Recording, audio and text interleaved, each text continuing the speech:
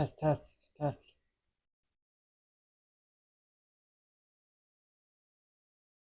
Test.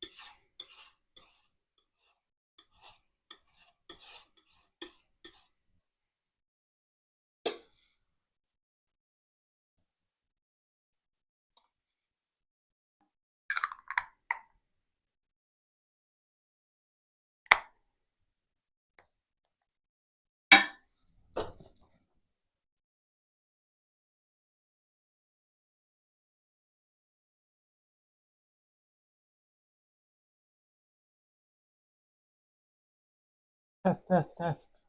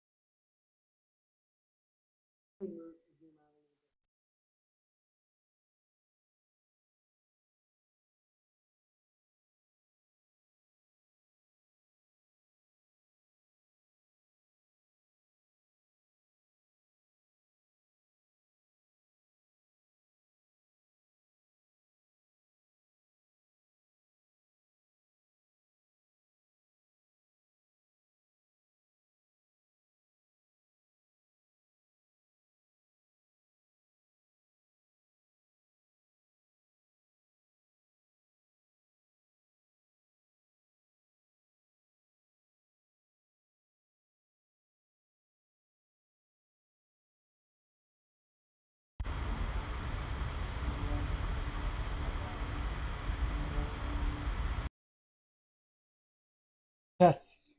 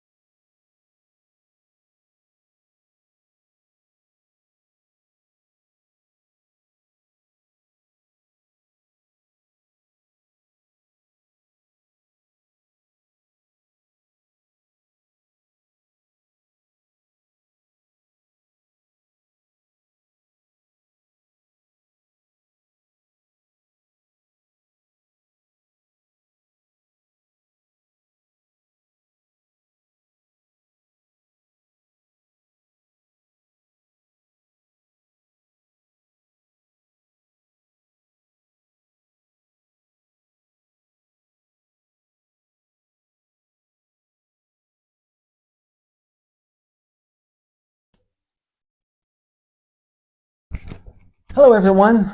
We're back. So I went and took a lunch and had to take care of a couple things in the house. But we're back. I also switched out my audio. I really don't know what was going on earlier, but I tried a different microphone because the one that I had been using last week or whenever the last stream was, it gave me some weird audio distortion. So I decided I wanted to try something different. I tried it, but for some reason it would like just mute on its own at times, which is a little disturbing. So anyway, I've switched out back to this guy I'm wearing, and it might give us some audio problems. Hopefully not. But if it does, just let me know in the comments. But since I've come back, I've made a tea. I've got a tea going. I've got kind of a weird headache, so it's been a strange past couple of days, to be honest with you. So anyway, I've got a tea. I'm ready to get back into this. I wiped the palette down. I meant to clean my brushes. I did not do that. So we need to do that. There's a lot in here. I need to move around so I can do a better job streaming for you guys. I enjoy it, and I think this is a good opportunity for us to get to know one another and for me to share more like real time information for you all that might be very helpful for your own studio practices. Anyway, palette's clean. Just got to wipe down some brushes. I am just not doing good enough here. In my videos in the past, I've told you how I like to have certain things in order so I can work more efficiently. And man, I really am not taking my own advice here. So let me get a few of these blue paper towels handy. As you may have, if you watch some of my long form streams, you may have heard me say that I prefer these towels. They're obviously very oil absorbent, and another nice thing about them is, they're large towel sheets, and I typically take a pair of scissors and cut them in half, because 1/2 is actually a pretty good size for me, and it extends the life of the brush, and I'm all about extending the life of our tools. Put the pair of scissors back. Okay, let me switch back to our main setup. Here we go. And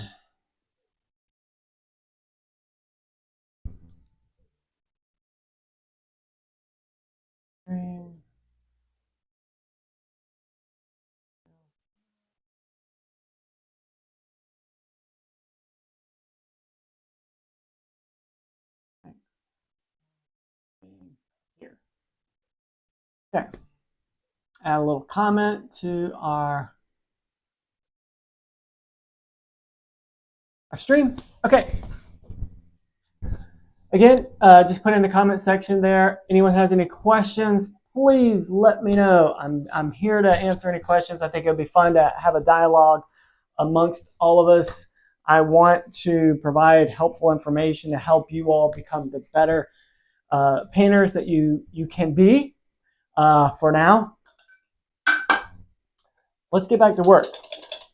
Let me clean off some of these brushes. I need to find a better setup. This is like too much movement, too much chair swiveling between the brushes and the palette and the camera, but I'm going to figure this out. I'm enjoying sharing what I know with you guys, and I want to make it a really good experience for you guys.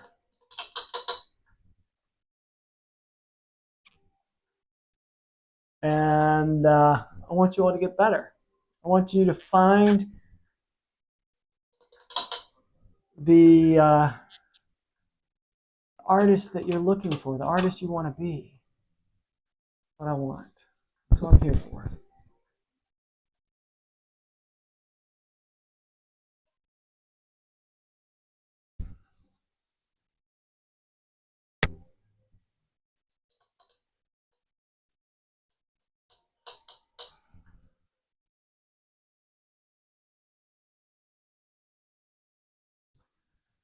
Okay, nope, let me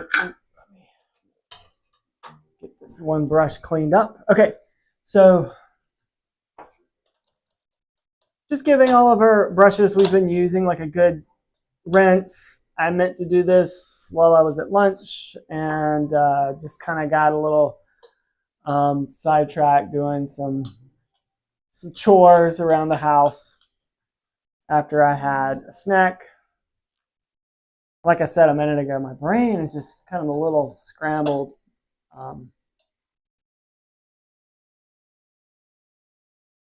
just dealing with some weird things with some people recently, and I'm sure you all have been there before. It kind of um, leaves your brain really kind of clouded and confused. All right, I'm going to minimize this so I can see this here better. Okay, cool. All right, everyone, let's do this. So where we left off was we had our we put in some information about the tack up top. I gave that some thought while I was at lunch, and it doesn't bother me as much as I thought it might. However, I'm going to spend some time with it after our stream before we're back, and I might change it. I might add a color or something, but for now, I think it's fine. What I want to get back into next is I want to work on the ball chain a little bit more. Excuse me, and then get into this bracket and work back down into the rabbit's foot.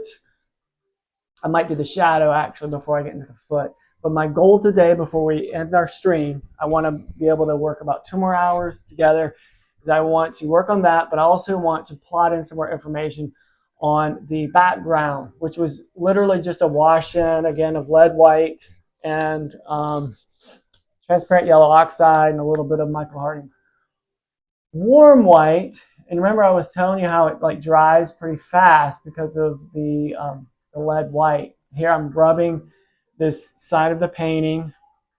And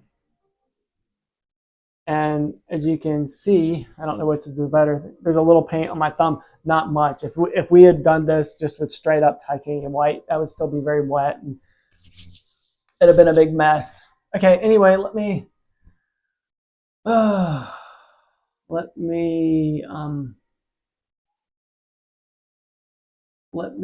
right, give me a second. I'm coming back. Don't go anywhere. I need to rotate.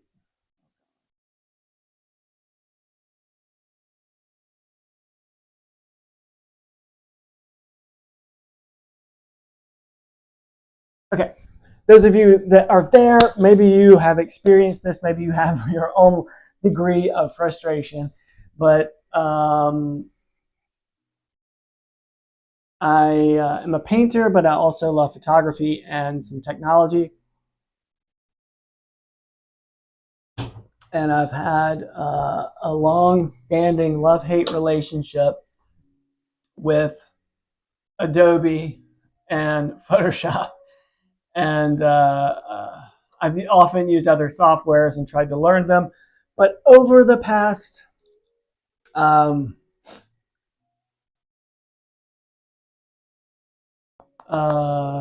year or so, they've made some questionable decisions, and I had canceled my subscription, and I've just been using other forms of software. But I still remember how like Photoshop on the iPad worked, and I'm like, why isn't it working? And then I forget, and I'm like, oh wait, I'm not using Photoshop anymore. I'm using this software, and they're great pieces of software, but they don't quite exactly do what I want them to do, what I remember Photoshop doing. So a little frustrating at times, but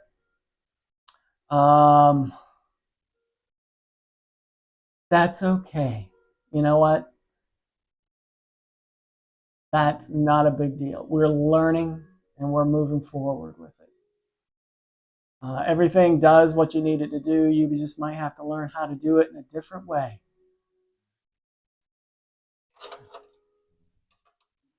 Grab the wrong brush. Okay, I've switched out our medium. For now, we're no longer using turpentine as a solvent to thin the paint out. I've switched over. Don't really need a medium at this point, but just to kind of have something handy just to give the brush a little softness. I'm using Ralph Myers mixture from the Ralph Myers Artist Handbook. If you don't know the mixture, it's 1 part stand oil, 1 part turpentine, and 1 part Damar varnish. The stand oil is wonderful, wonderful medium. I love it. Okay, what I want to do now is I'm going to plot in. I've mixed up just a light warmish, yellowish sort of cream white color, and I want to hit the balls in this ball chain. I'm trying not to be too terribly exact with it, but what I want to do is give it a little bit of modeling while the excuse me, the previous paint layer is still wet.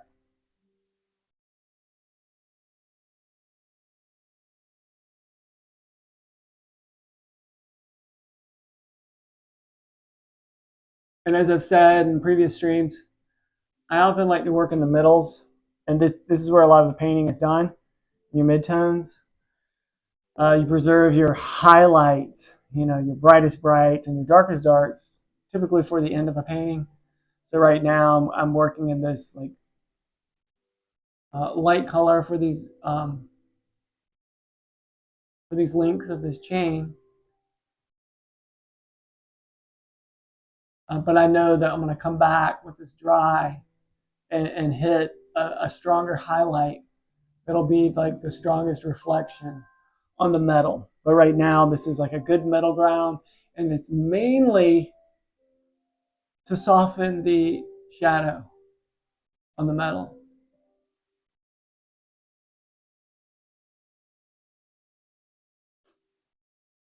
I'm just trying to do this quickly because I know this isn't exactly entertaining to watch right now, but it's crucial at this point of the painting so it doesn't dry.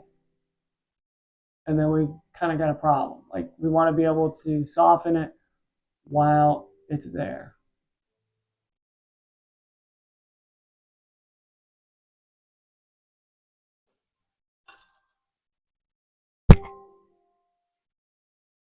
And as I've said before, if you have a question at all, please let me know. Excited to have a dialogue with you all.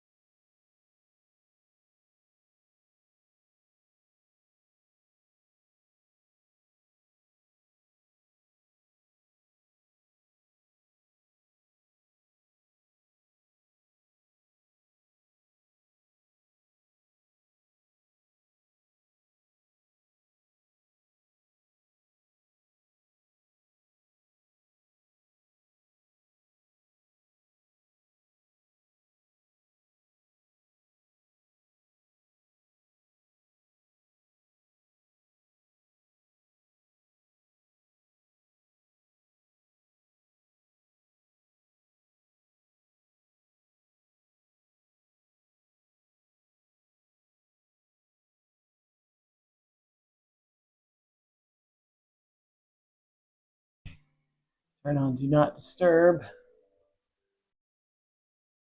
Get any distracting phone calls while working.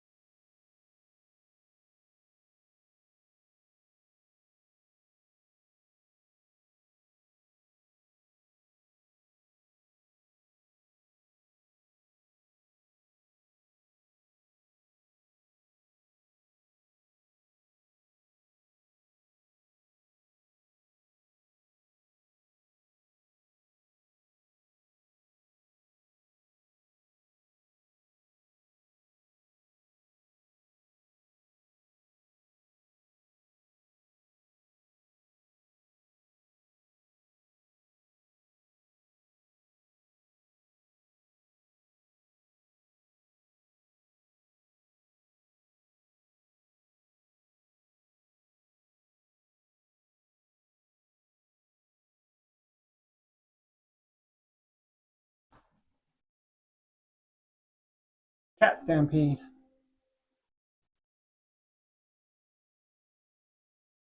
I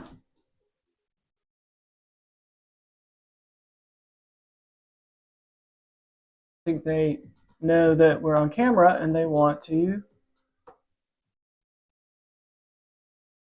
to stand out. They want to be seen.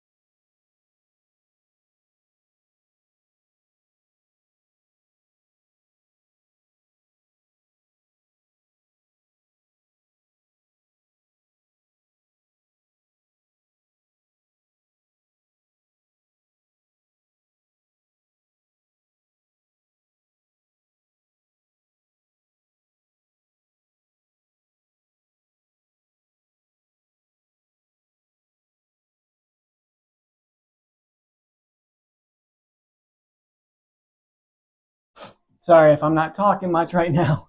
Just focusing on these areas which are um, uh, really small and tight. And it's almost a little easier at this point to hold your breath, make these delicate marks.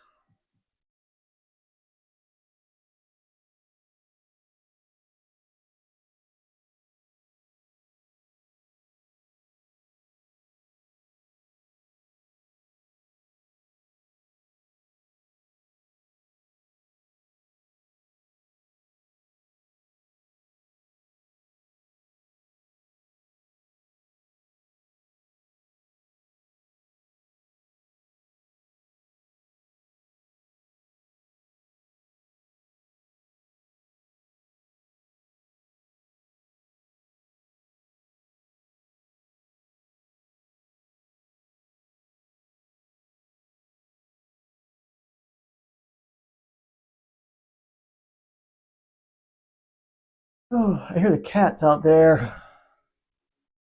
They are causing trouble.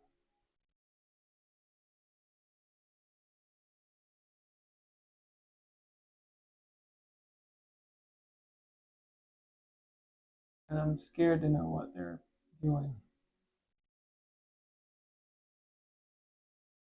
Okay.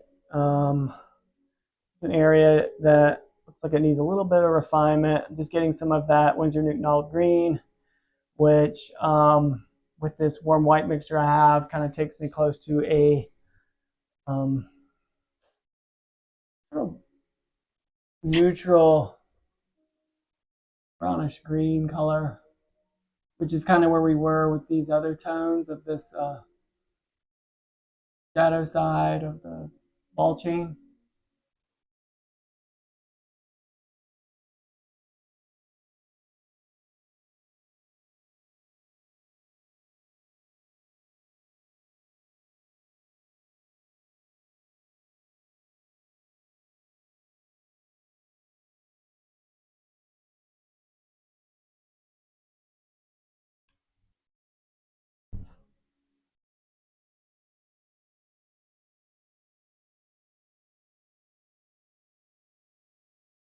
Zoom this in a little bit more for you guys. You can see, I know I have to pan the camera a little bit more for you to see in this area. But where the ball chain is, it's like a little darker than I want the shadow to be. I know that it probably shows up decently well on the stream right now, but it's a little lost. I mean, a little too much in reality, but that's easy enough to fix after it dries. And I'm putting in like another base, another layer of color, add to that. And when you put the highlight on, it'll optically change some of those colors too. Things are starting to be a little wet in that area now, so our ability to manipulate things is a little limited. And that's okay, because when it's like that, to me, I'm like, all right, time to back off. Because as you start trying to make it go darker, go lighter, you're putting in more and more and more paint, but it doesn't really change. You just get thicker and thicker and thicker, but not in a good way. Not in a good way with paint. It becomes like a little bit of a soupy mess, and I don't like that.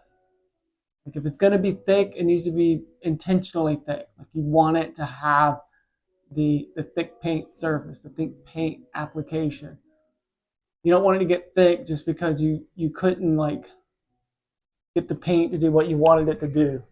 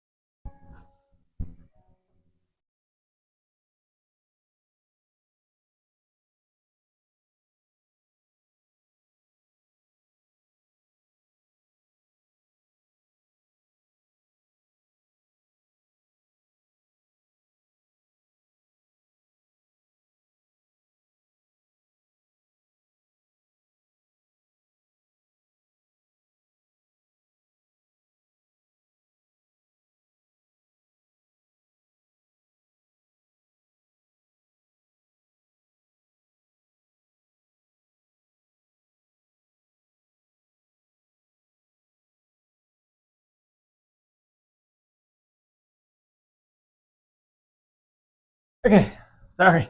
A little confused for a moment. I had to look at the stream to see if these are still connected, and it's just a little confusing because I'm like, wait a minute. Is it that delayed? If it is and there's a problem, please let me know if you guys are there. But I'm like, wait a minute, we're like 30 minutes into the stream at this point almost. Me turn it back on, and it still just showed me like doing my intro. I'm like, wait, what? So anyway, hopefully everything's okay. If it's not, please let me know, everyone. Okay, now a lot of our transparent things that we've done in the painting that are into the shadow area. If I can zoom in, wish I could pan it a little better than this. Anyway, in the camera settings, in the shadow areas of the rabbit's foot and behind the ball, we had done that very transparently, almost with like washed in sort of paint layers. And right now, what I want to do, because that's probably pretty dry, is I actually want to add some more opaque paint into those areas right now. Let me just zoom out a little bit for you. I don't know if you guys prefer it a certain way. If you do, please let me know. If you're like, oh, it's too zoomed out or whatever. Because I know it can be a little lost as things kind of get out too much. Okay, so as I probably have told you before, I like to use a soft brush at times for blending. And that could be a fan brush for certain things. But I also have these cheap little pointed brushes. I don't know if that shows up on the camera much, but these are just little cheap, soft brushes with a fine point. I don't really paint with them. What I like to use them for is for softening. So I want to work it back into the shadow area. But for now, what I want to do before I do that is I want to actually soften that. Because when I go into it in a couple of minutes with some more opaque paint, I think that's going to help us from things getting too much. I'm, like I said earlier in our first part of the stream, I'm not a Trompe l'oeil painter. I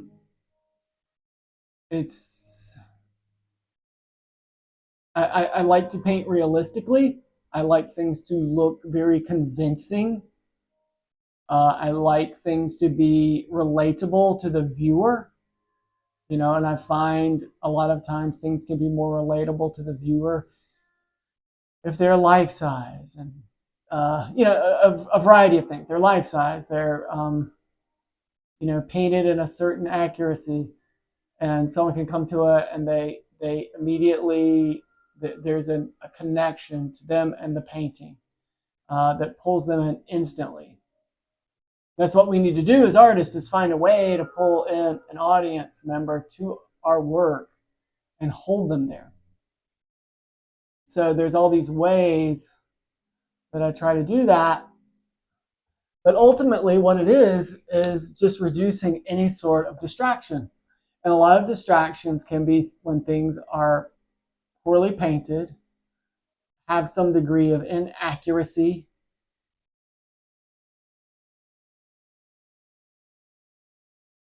and a number of other things I'm blanking on right. My brain, I'm telling you, everyone, my brain is just kind of really scrambled after this stuff I've been dealing with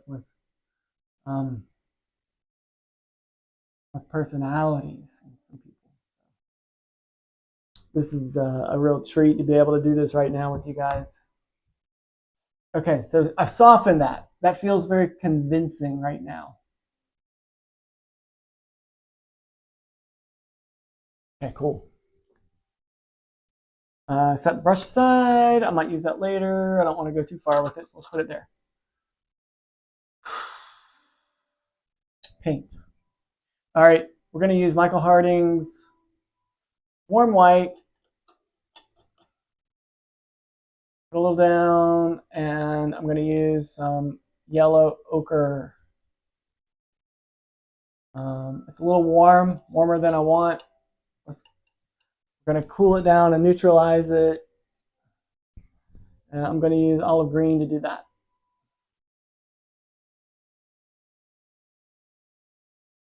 hold it up to the painting, and that is exactly what I want right there. Blend it a little bit. Okay, there. Now, hold on. I'm going to change brushes. I'm going to find the right brush. I'm going to use this #1 Golden Taklon brush by Trakel. It's soft. It's not as snappy as their Crimson Taklons, which is good. And it's got a fine tip, which is what I want for this point. I'm going to try to get into some of those shadow areas behind the ball chain right now. Kind of wish I'd have done that first before doing what I last did, but it's going to be fine.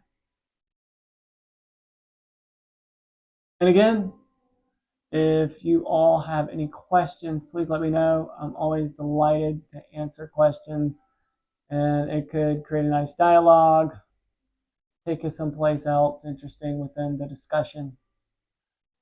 And you might ask a question that someone else is wanting to ask. So.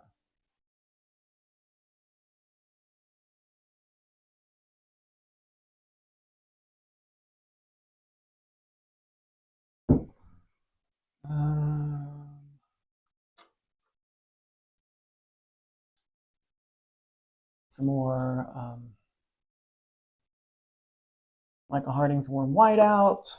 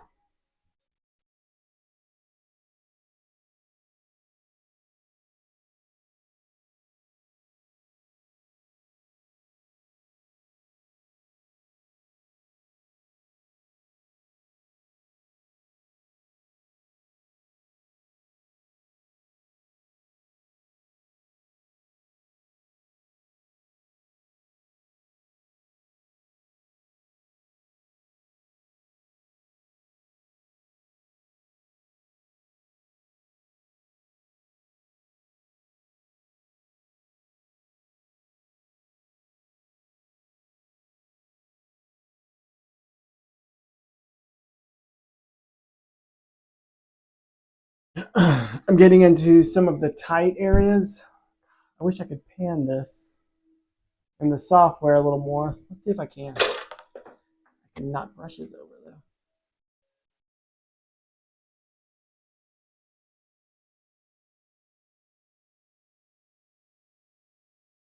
though. Looks like I can zoom, but I just can't pan. All right. In that case, let me zoom back out for you guys.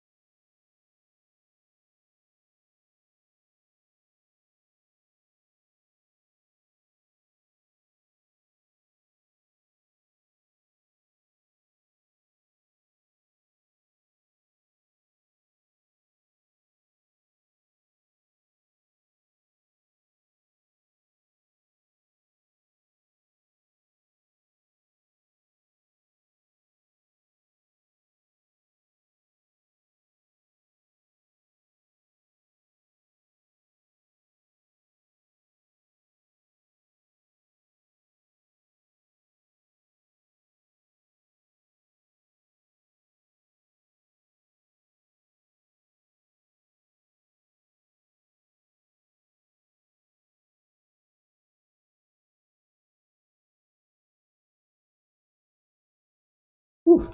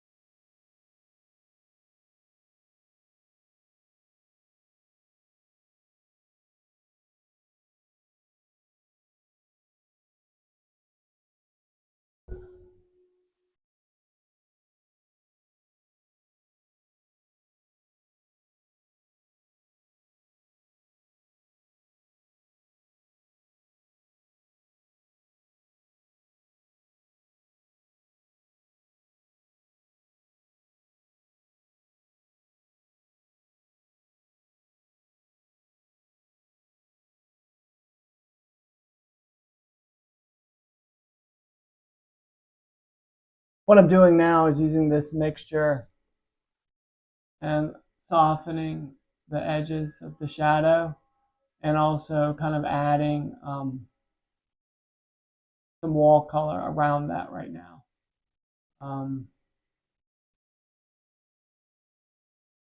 Just to blend things in. I'm seeing some problems that I'm correcting as well while I have this light paint.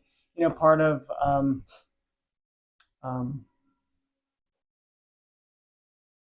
kind of this additive and subtractive way, you know, because I've added paint there, added shadow, added highlight, added a variety of things, and now I'm like, oh wait, that is a little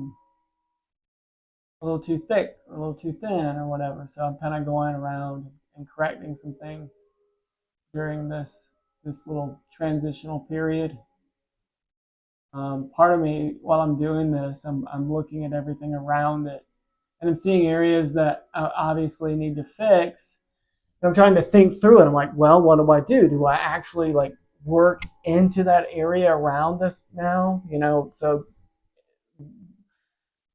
like my thought is like, do I just go ahead and get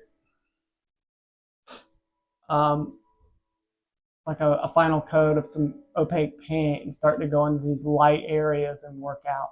And I might do that. I might end up going into that in a little bit, but I don't want to get too distracted. It's like I've been telling you in the earlier streams, previous streams, is I like to finish a thought of where I am and what I'm doing.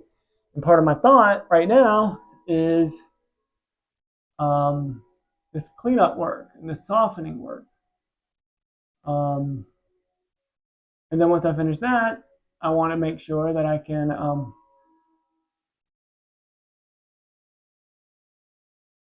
kind of catch up on what I was doing on the rabbit's foot or whatever. You know, it's like just finishing your thought process of where you were. It's very important. Um,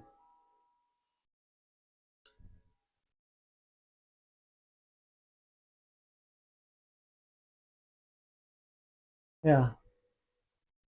I do want to put more paint in this background, but at this point, it's not a priority. You know, I'm looking at everything else, and I'm like, okay, this needs to be resolved a little bit more before I completely move on, or even stop painting for tonight. Obviously,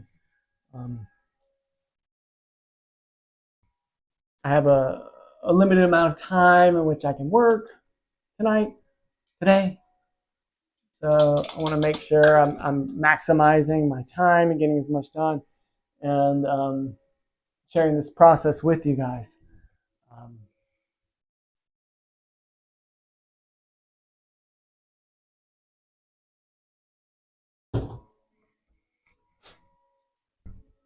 Okay. And as I've been saying previously, any questions out there, just throw them out. I'm delighted to answer anything, talk through anything with you guys.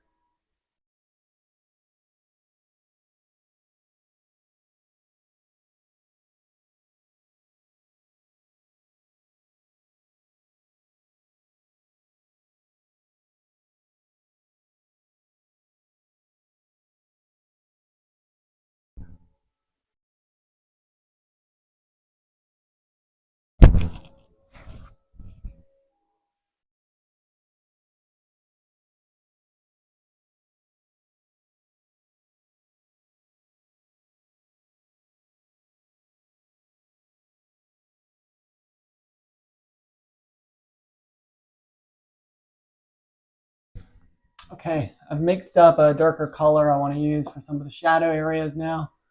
So I'm just going to hit some of this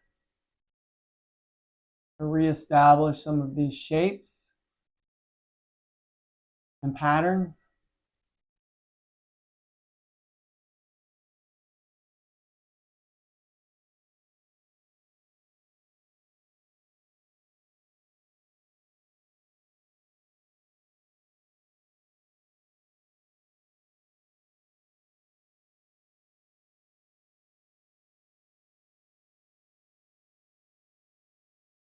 It's nice when the edges are soft, you know, kind of what we were doing earlier to soften the edge, blur it, and I'll go back and I can kind of reestablish that dark color. It just feels like it is in the background, in the distance, which is good. This whole push-pull thing.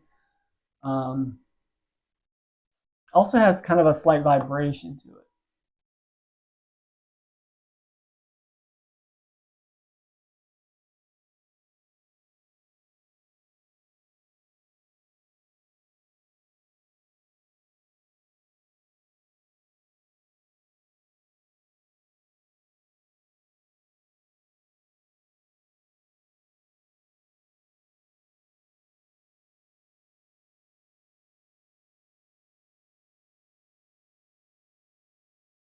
Mm-hmm.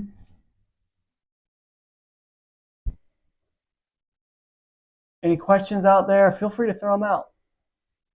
Happy to talk through process.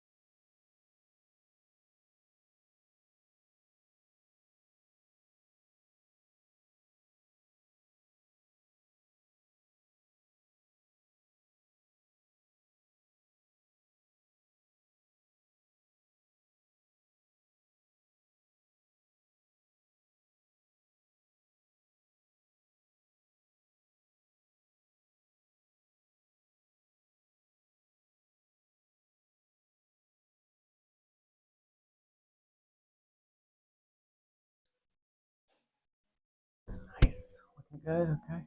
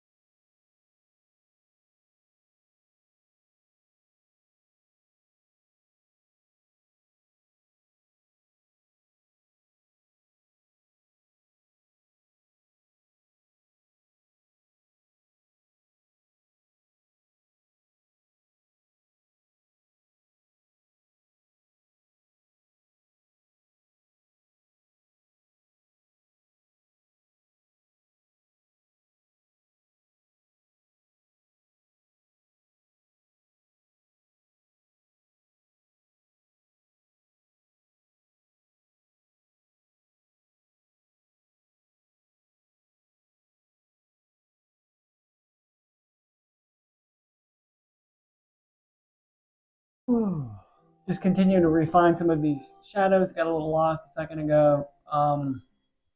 When we're softening. Almost done here.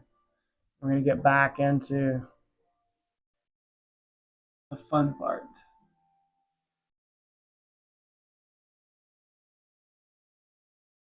But this ball chain is so important still. I mean, if something about it was wrong or just didn't feel right, it was just flat or something like that, then everything else just doesn't work. I mean, this is the part that actually suspends the object, kind of has the most dynamic shadow to it.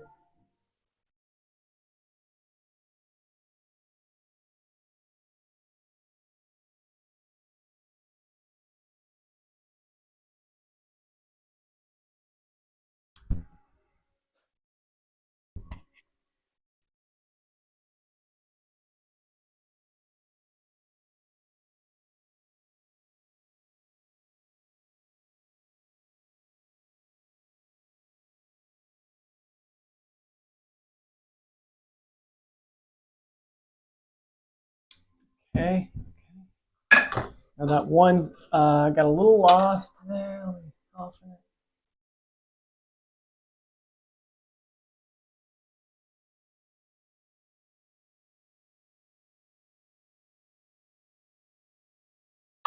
Okay, let me rinse that brush off. This is a great brush, and I don't want it to lose any of its shape over time. Try to keep it nice and clean.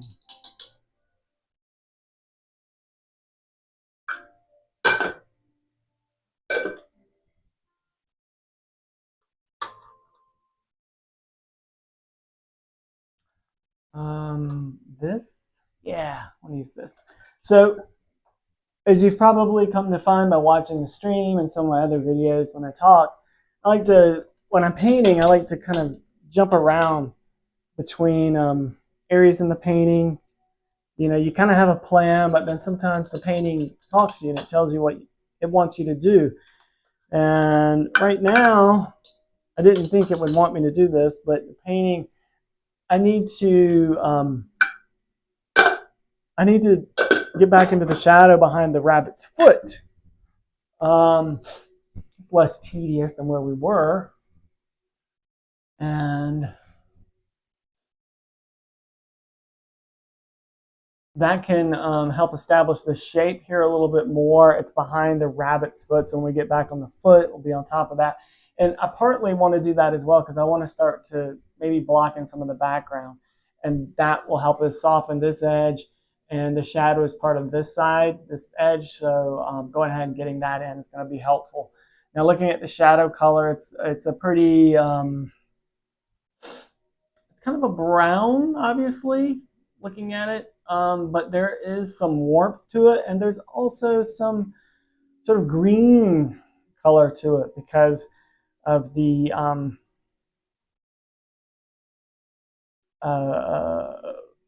reflected color from the rabbit's foot. So what I'm going to do is I'm going to start with our dark color that we mix up right now.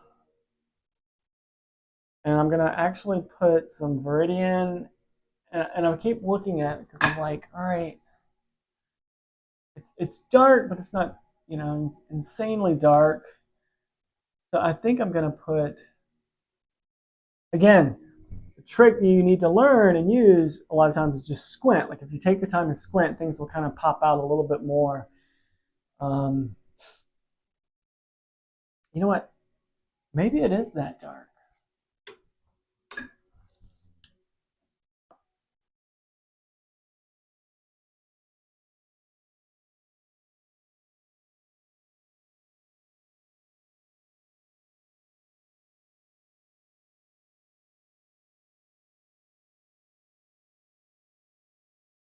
At least up against the rabbit's foot. You know, that's going to be the darkest area. The area that is hidden the most from light, you could say.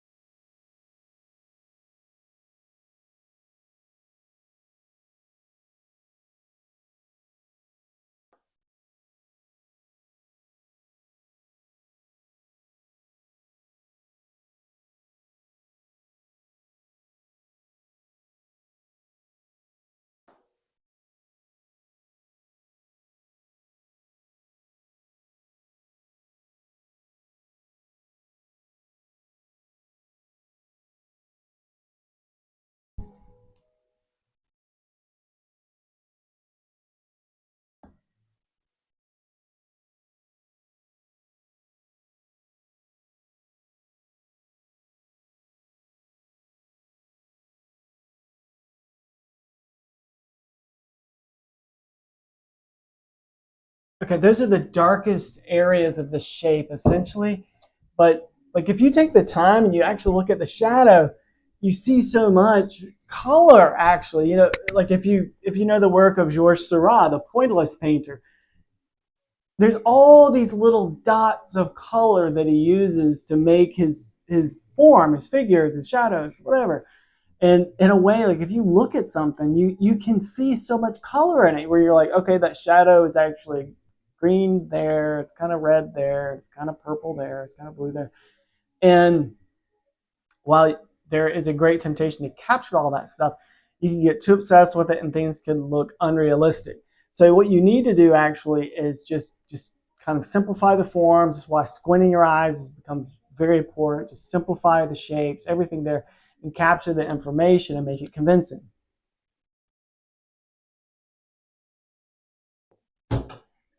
So this shadow area that I'm putting in, like it's obviously this sort of darkish brownish greenish color, right? But there's so much going on with it, and I can actually see a viridian as well, and that's more of kind of the sort of halo of the shadow, you could call it. So what I'm actually going to do at this stage, you know how I talk about my, you know, like bands of color, these stripes of color, adding a little bit of white and viridian, and I want to see where that gets me. You know, sometimes you have to test it. I have a good idea where the color is going just based on my own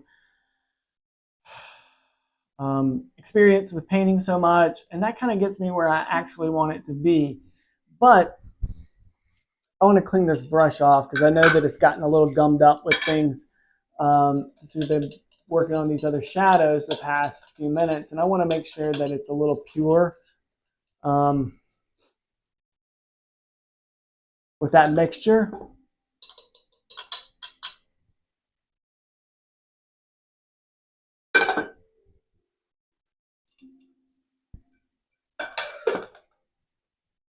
Right.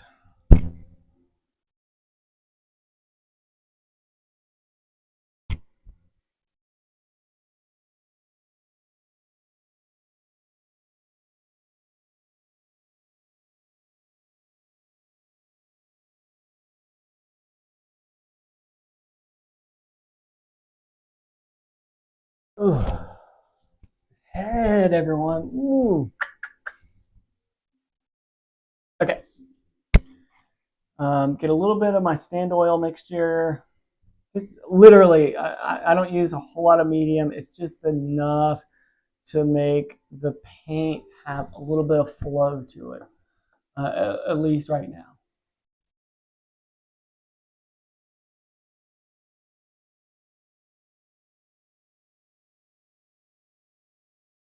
Now, this shape, the shadow shape here at the top near this bracket, is actually a little rounder, more round than I want. I'm going to try to correct that at this part of the painting, but I'll be able to correct it a bit more once we get to doing the background. Now this color that we mixed up that took our black mixture, some viridian, and warm white has is actually kind of what I want. It's giving us a nice sort of chromatic shadow, and it has a little bit of that viridian color to it that I can actually amp it up a little bit more towards the end, the edge of the shadow as we move into the background. But right now, this is kind of what I want.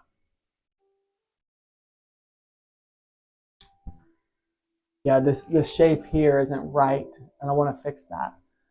But right now, we're just kind of adding this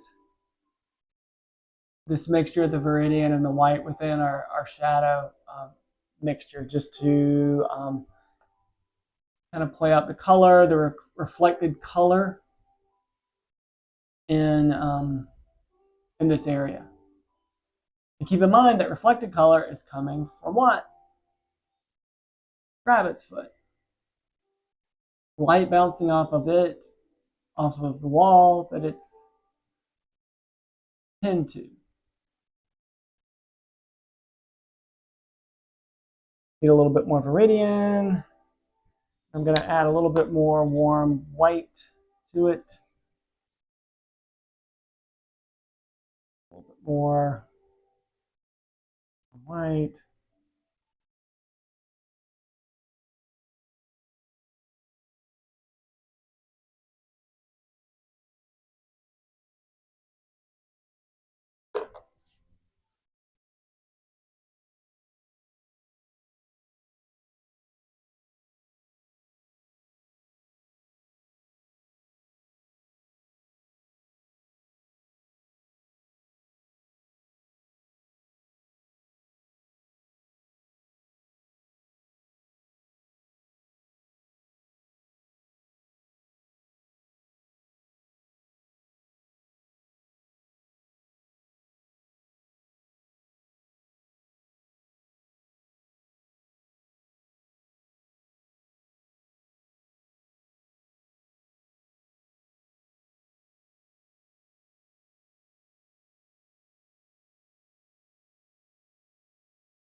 And the softest shadow area is down here at the bottom.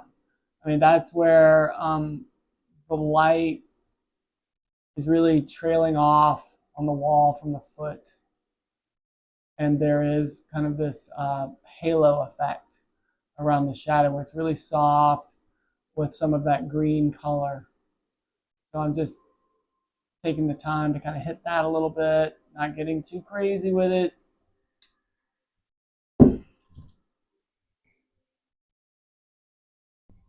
Go back to our shadow color.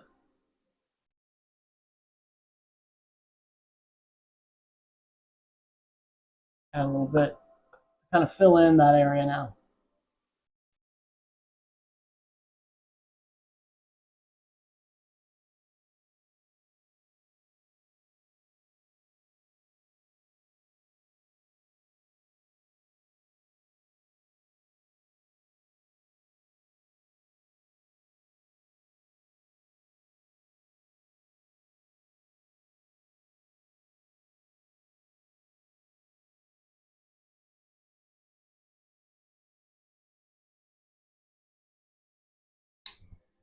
Okay, that's good, that's good, that's good.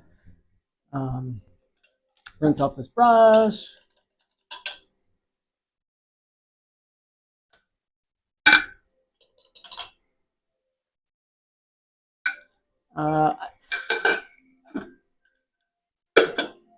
Some artists use an actual shaping tool for a lot of this stuff that I'm going to do. I don't use a shaping tool per se. What I use is a kneaded eraser. You know, one thing that's great with the kneaded eraser is you can put it whatever shape you need it to be by manipulating it, by bending it, and then you can kind of cut in however you want. So I'm going to use that to just sort of correct some of the shapes and the shadow that are bothering me a little bit right now. One other thing that's great about the kneaded eraser is it also kind of is a good blending tool as well. It softens that edge.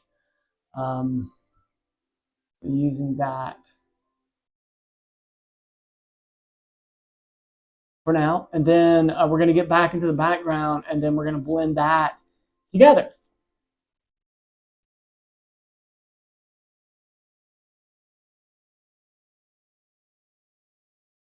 Remember I was saying that this one area up here was bothering me.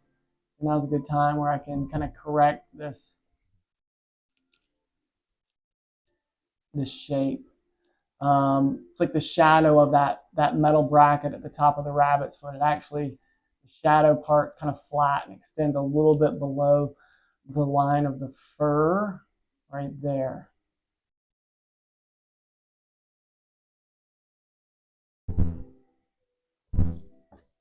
Comes in a little further than that.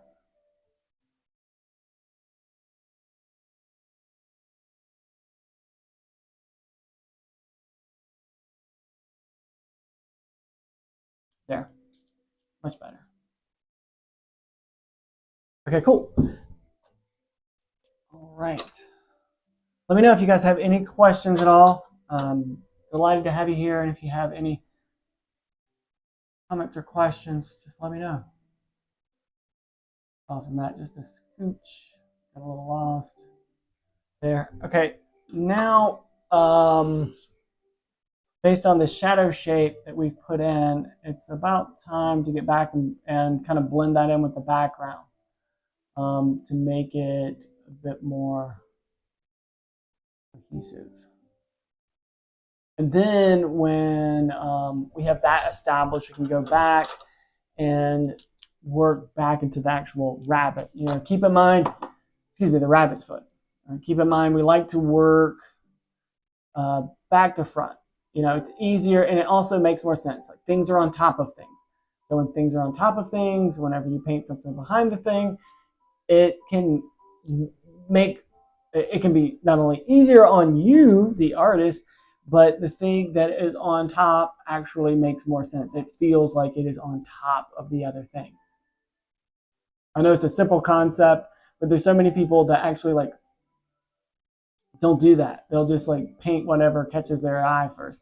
And you need to have a certain process to it. You need to have a rhythm. You need to understand these things. And then whenever you're trying to keep soft edges, that's a great way to have a soft edge, is to work like back to front in that way, you know, and you're not kind of making things harder on yourself. Okay, this background that we were talking about before, when we plotted in the initial layer, it was just lead white, Michael Harding's warm white, and some yellow ochre. No, it was transparent yellow oxide, because I was trying to keep things thin and transparent. This area is already pretty dry, as you can tell, and I want to go ahead and start to plot in the remaining colors. Now, we're going to make up this background color for the most part. Like, I want it to look sort of like a weathered wall that's going to be kind of cream. So what I'm going to do is we're going to use this unbleached titanium. This is from Michael Harding again. It's a color you can get from a number of paint manufacturers. I'm going to use that with a little bit of warm white. As you can kind of see on my palette, it's actually sort of a dull color. It's very neutral. But so I want to warm it up a little bit. So I'm going to use a little bit of yellow ochre with that. And this is going to be a pretty opaque mixture. These three colors are opaque for the most part.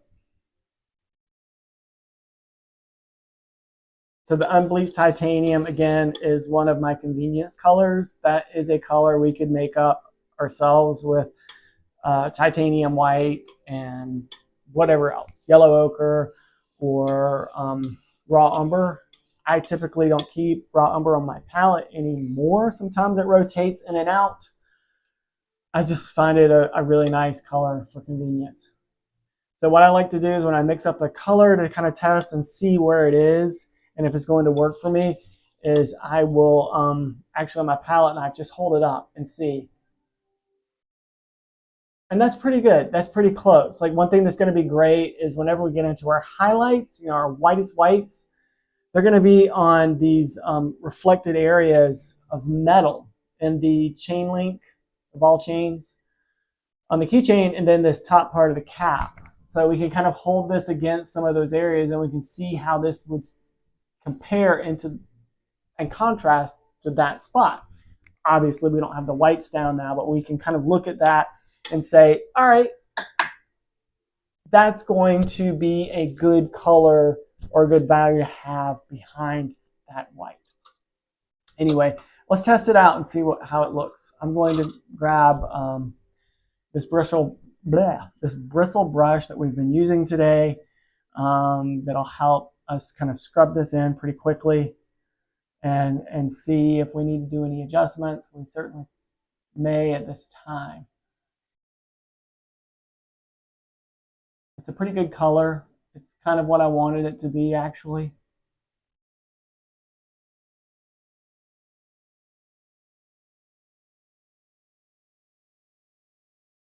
And what's wild is you can mix up some of these nice neutral colors with very bizarre contrasting colors. Like, one of my favorites that I've used a lot in backgrounds on some paintings. lately is a mixture of ultramarine blue and yellow ochre. Like at first you're like, okay, what is that? And it's like this beautiful grayish green color. Really, really nice. Um, there's a painting on my shelf behind me right there. Can't see it really well because obviously the way we have things lit, it's hard to see, but that is a painting of a bird, taxidermy bird that I had found recently, and I painted it in the background as that mixture, and it's just so beautiful, very neutral and beautiful.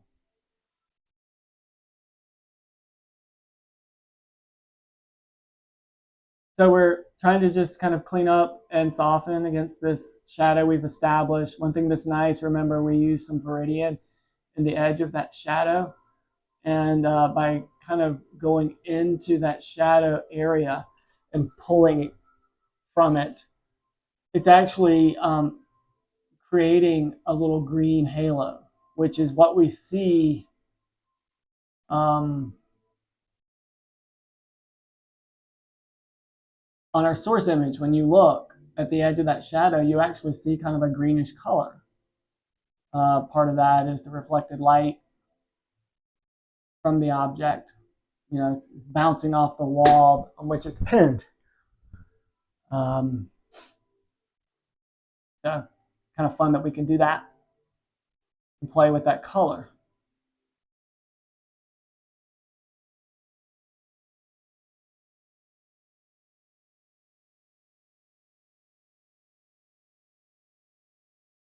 And that's a great thing about what we can do as an artist is we can teach others how to see things that they may normally not see. You know, they might see a shadow somewhere and just think that that shadow is just gray, when it's in fact not the truth. And you as an artist, you can point out through your paintings by playing with the color of things that no, look, that shadow is actually lavender or something. And it's one of your duties as an artist to do that, and one of your gifts.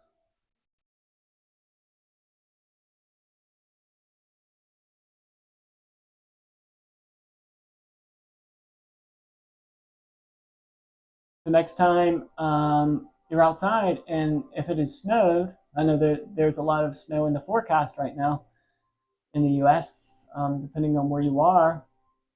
If it snows where you are, like go outside and look at the shadows on the snow, especially when the sun is out. It's wild. The shadows are one of the most brilliant blue colors on snow. I absolutely just love that.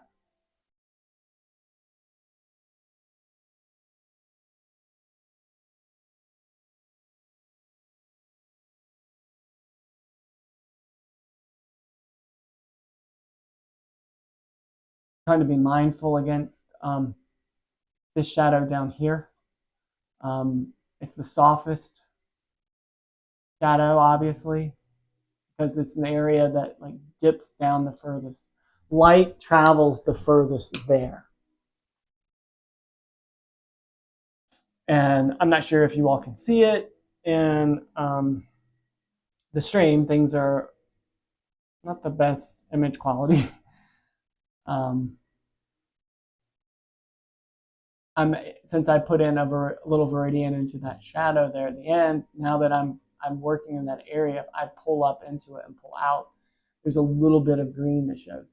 I'm probably going to glaze that a little bit more later just to make that more pronounced. But while you're working and you're trying to make things soft and obviously there, it's nice to do what you can. Save you some time later.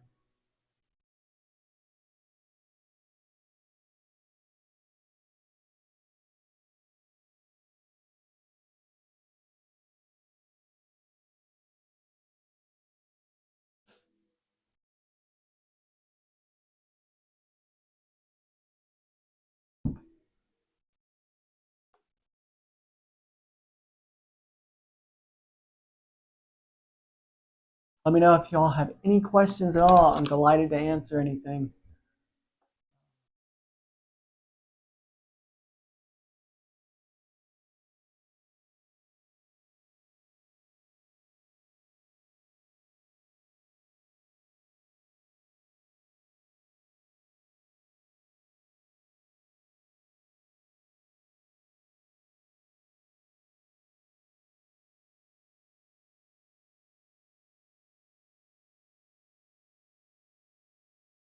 This bristle brush is great for like scrubbing some of these colors in. I'm getting a nice texture.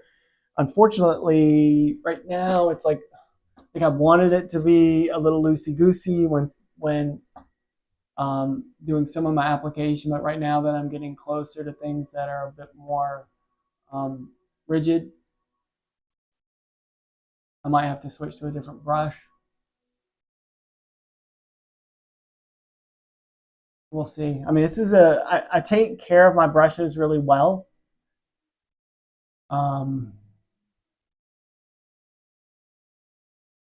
if you haven't, I have a long form video on my channel about how I clean my brushes and extend the life of my brushes. Very important stuff. I was tired of buying expensive brushes, so I wanted to figure out how best to do it. I've got a method that works well for me. And since I take good care of some of these brushes, they last me a long time. They don't get as chewed up as they once did. And I used to not like a bristle brush so much, but it was because I didn't take care of it properly. It wasn't the brush's fault.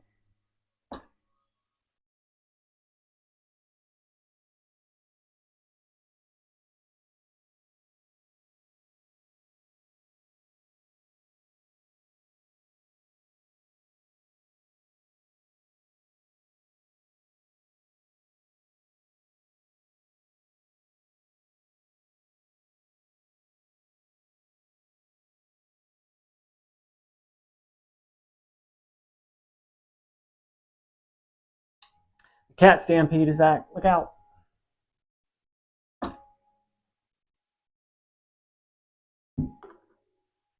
Oh, hey there, another Bradford chair. Thanks for coming to the stream. So, what's going on is I'm a painter. I'm an artist, and I enjoy sharing a lot of videos, tutorial videos, and things like that on my channel. But I've gotten really into live streaming recently. I have an exhibition coming up later this month, and a lot of the content that I create are old objects that have a certain nostalgic quality, and I like to paint like a bit of a narrative with them or whatever. Um, and my exhibition that I have is called Trash Magic, and several of the objects and things that I painted in the show kind of have this old nostalgic feel to them. That there's objects that kind of have this old sort of fortune teller, good luck fortune sort of vibe about them. So I've used this lucky rabbit's foot in the past and another painting, and I have enough time to make another painting for the show. I'd ordered an extra frame, so I was like, hey, I think I can do another one. It'll be fun to do it on stream. So anyway, that's what's going on. Is I've got this lucky rabbit's foot that I've had for a very long time, and I'm just working on that. I don't have a Discord, but I've been kind of curious about that. I know that a few artists have set something up and create some dialogues and discussions there. Is that something that you think I should consider? Like, are you in other Discords and other like conversations happen there that are helpful?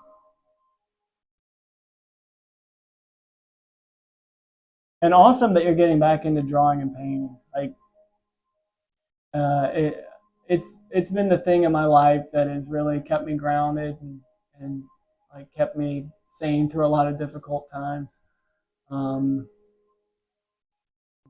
brought me great joy. I'm from a pretty rural background also, and it's been the thing that kind of helped me get out of a cycle that my family was in, I guess you could say. So I have art to thank for so many things, and I'm glad that you're picking it up or coming back to it. Ah, cool. That'd be great. I think that would be wonderful. Have a place to share. Well, I'll look into that, and if you follow me on Instagram or here on YouTube, I'll put some information about it on the like on the community tab or something like that, if that's helpful. I do know that I've seen some other artists talk about Discord, and I've used Discord. I used to be a lot into gaming years ago, and I loved it back then. I thought it was so cool, um, having a thing like that to network and talk to other people, and it's free.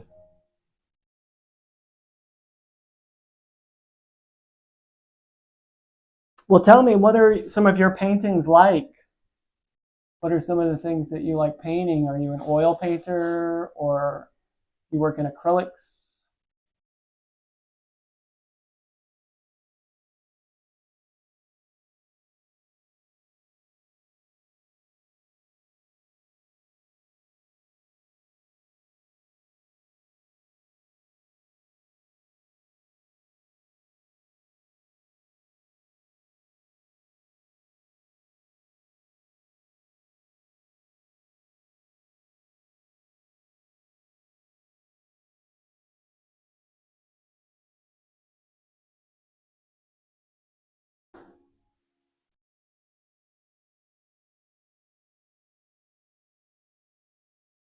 Cats are freaking out in the other room. Sorry if that's loud, everyone. The package came at lunchtime, so I left the box sitting out for them, and they're fighting over it.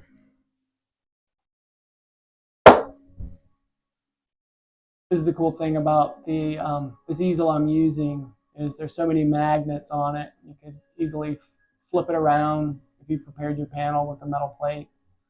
Um, but obviously, if you're using a drawing pad or whatever, you can easily like, flip things around on your clipboard. Um, but it helps be able to kind of get my brush where I need it to be and flip the panel around or your paper or whatever.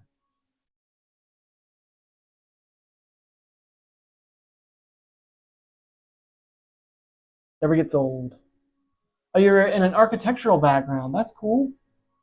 I used to work in an art gallery years ago, and several of the artists that showed at the gallery were former architects, or they were trained as an architect and kind of went into fine art um,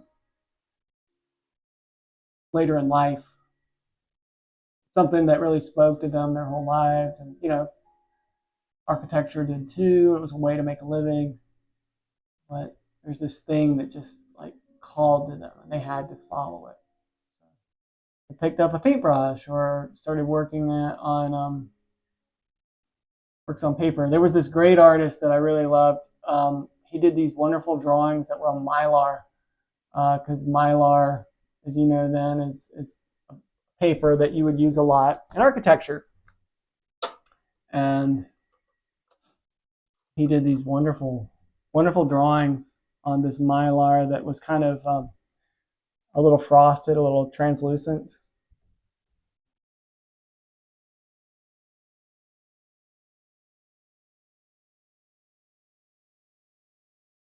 Hey, that's great. That's great. I mean, so many people are like naturals in art. You know, I guess I was kind of like that too when I was a kid. Like everyone else was playing sports or whatever, and I was more into drawing, and some things kind of would come easy to me, and I would explain things to people. I would say, oh, there's, this color is this way, or this shape is like that, and people were like, what are you talking about? They couldn't see it. um, so like I tell people, like, it's your job as an artist to point out these things to people, to show them that something looks a certain way, or the shadow is actually the way that it is. A shadow isn't just gray or whatever. It can be all sorts of colors. So, no, I'm delighted that this is something that's kind of been a passion of yours, and you're picking it back up again.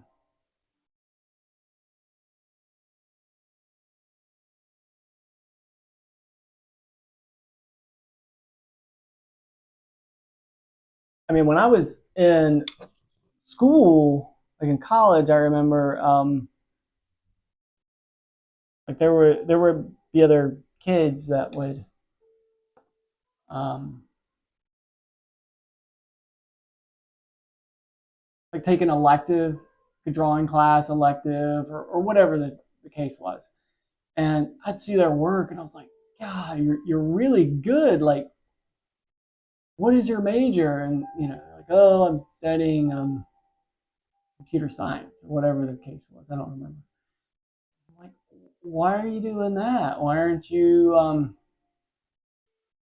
taking art classes? Because they clearly loved it and they wanted to, and unfortunately they would say, well, my parents won't let me because they say I can't get a job. And I can understand that. Like, we have to make a living, but there is something that was like a little sad back then whenever one of my colleagues told me that. I was like, oh man, but you're really good at it. Hopefully those people, that I'm speaking of, I've lost touch with many of them, but God, I hope that they've, like, picked it up later in life, didn't stop. I mean, you don't have to go to school to be a good artist, in spite of what everyone wants you to believe.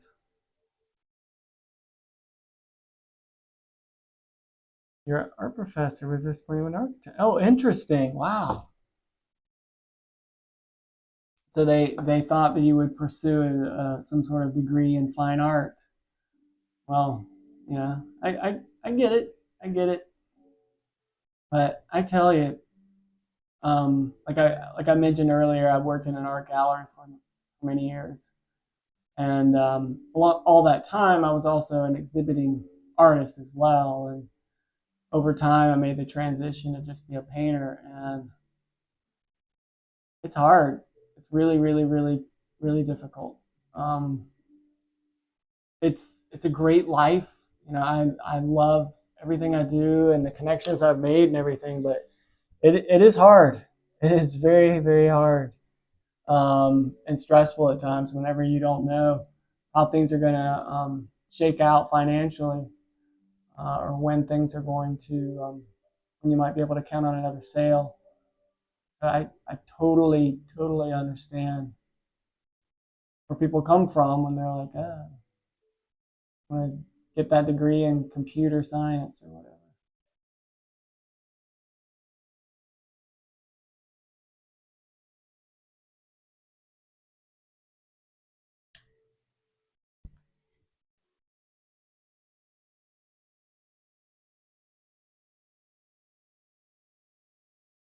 I have this frame coming for this painting, hopefully next week, and I should have this painting finished in time for that, and then it'll go in the show. I ordered 5 frames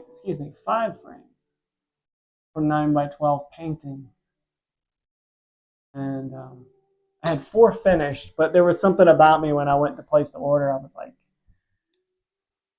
Let me just get one more, because what if I have time to make one more painting? Last night I worked on the drawing part of this, and then this morning I picked up the stream and I'm working on the painting. And we're making good ground. Thanks. Appreciate it.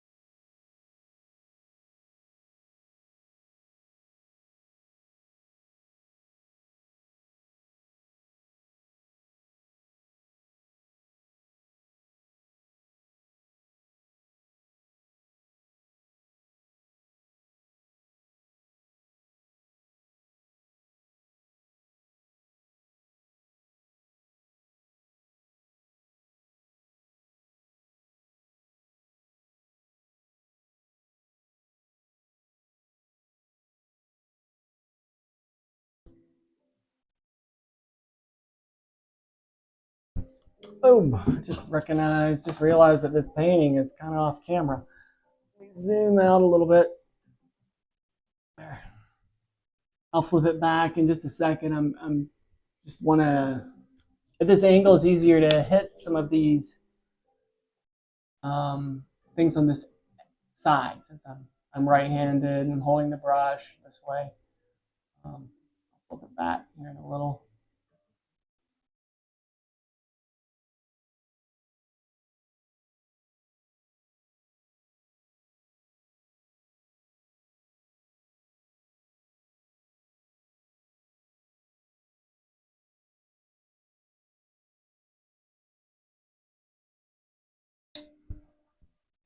Okay.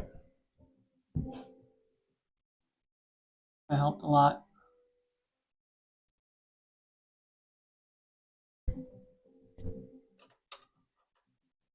All right.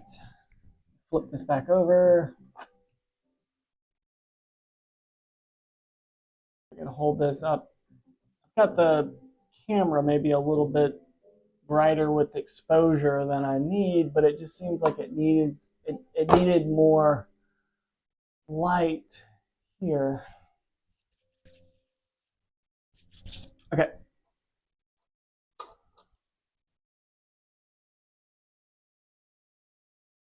Number 6 bristle.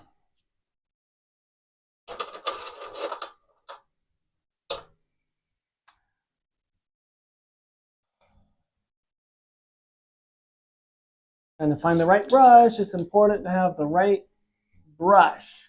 So kind of have a variety of brushes that work for you. You may have to do a lot of experiments though to find the right brush and how it makes the mark for you. And when you do, take excellent care of your brushes.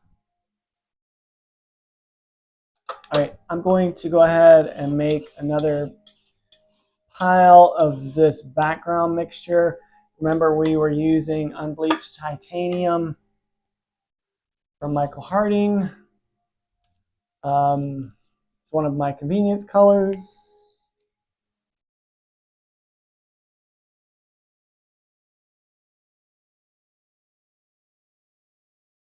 Warm white, also from Michael Harding. Got a little bit on the palette there, but I think we might need more than that. So let's a little bit more down. And yellow ochre. We get the unbleached titanium, put it down. You can kind of see, well, maybe not, but maybe you can. You can kind of see how that is a significantly darker value just on its own without the other colors.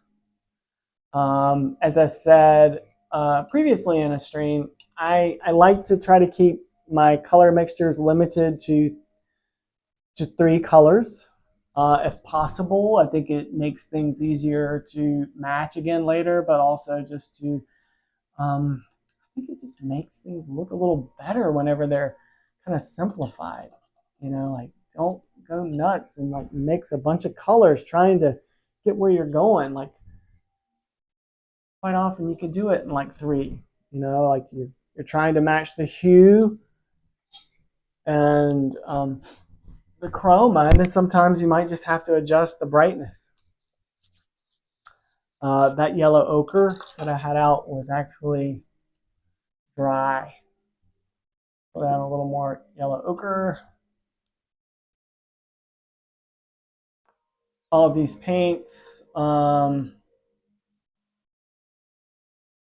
either Michael Harding or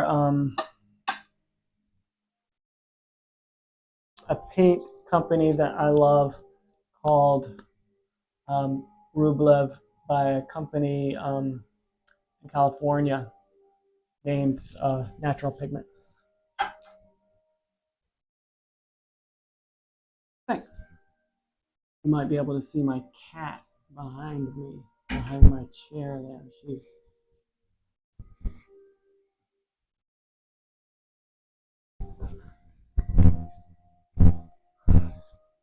been very happy today.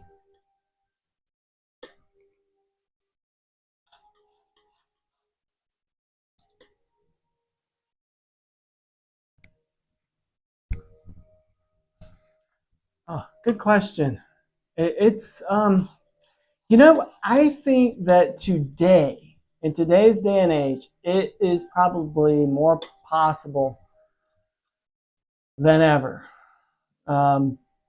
With the advent of things like Etsy and social media, definitely. Like I have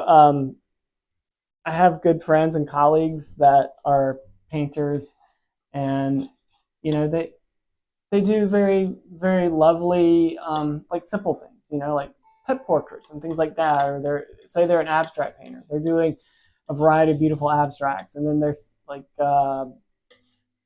having photographs made of the work and then selling an on-demand print on Etsy or something like that.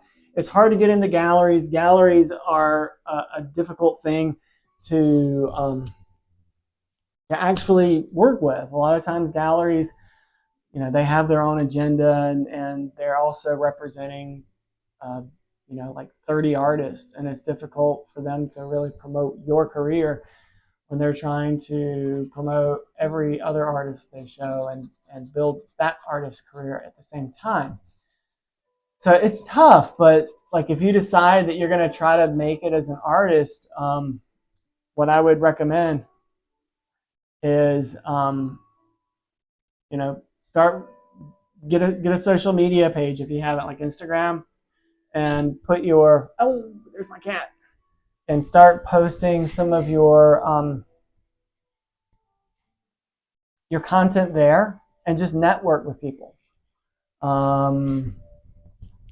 Advertise that things are even for sale sometimes. You know, just say available, DM me. You know, sometimes people don't realize that something is actually for sale unless you say it.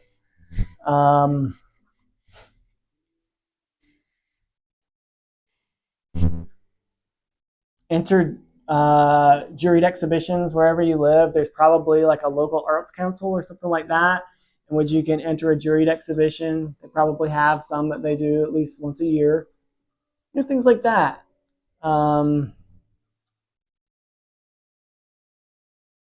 Also at your local arts council, they might advertise opportunities for local artists where you could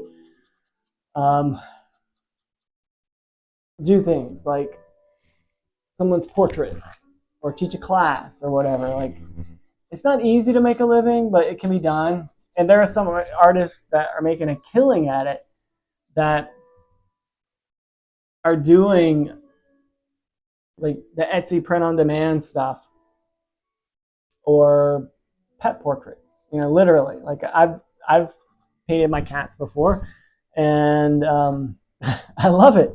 Painted other people's pets, and um, I also show my art in galleries, and that's been incredibly successful in its own way, and it's helped build my price structure. The unfortunate part is, like I mentioned earlier, like a gallery has its own agenda. You know, someone walks in the door of a gallery and say they moved to town and they want a painting for an area of their home. That person might say, I like, you know, abstract work, or I like landscape, whatever the case. And they're only going to really be shown, you know, what's going to fit that criteria. So it's kind of, that's a difficult nut to crack in itself. Um, but like I said at the beginning of my answer, there's so many things out there today where you can take control of your career yourself via social media and stuff like that.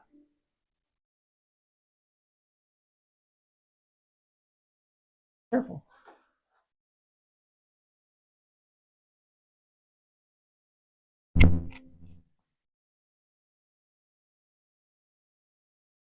Hey, no problem, no problem. No, I don't mind. You know, ask questions. I'm enjoying painting, and I'd be in the studio like alone doing what I'm doing. You know, that's what I do. But with a lot of encouragement with some of my friends, you know, they said, "Hey, why don't you, you know, you've been doing the YouTube long form videos. Why not try some live streams? Because people, you know, want to watch and learn, and I have a lot that I can teach and say. So don't worry, ask questions, don't mind. But yeah, you can make a living. It's not exactly easy. I've got someone in my family that's a lawyer, for example, and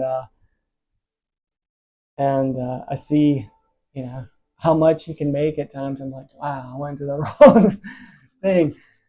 And then also, like, it's the holiday week. You know, it was holiday over the past couple weeks, and my neighbor, who has just you know, like a normal day job, you know, he was off for like 2 weeks with his kids, and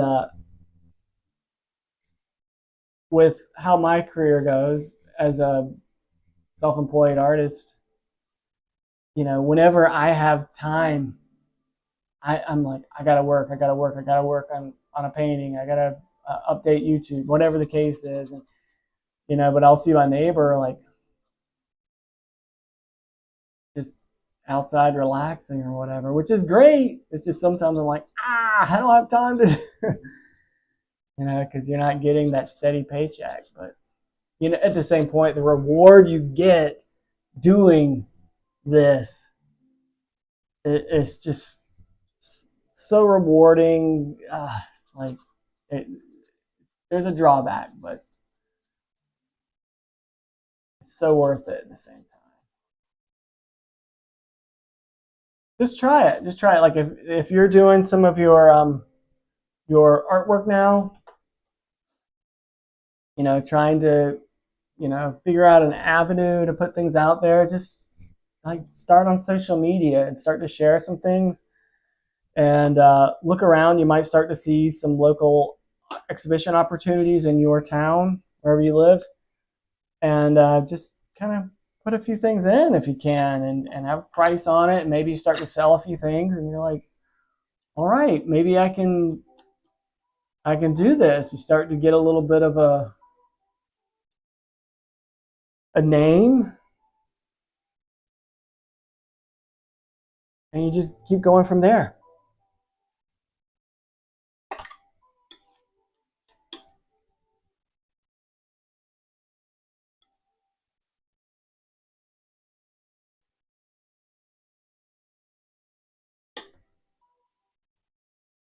No, ma'am, don't do that.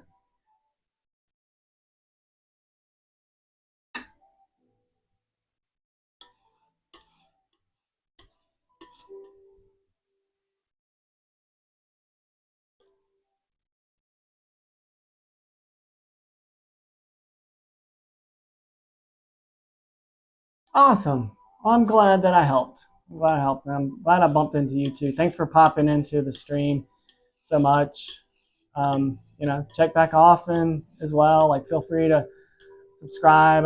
I'm going to be doing more live streams, and I have some long form things on my channel to help um, artists of a variety of skill levels and expert levels. So check those out, and network within your community. Tell them to check out the channel. Even I think it's great whenever people share what they know. Yeah, and I appreciate it very much.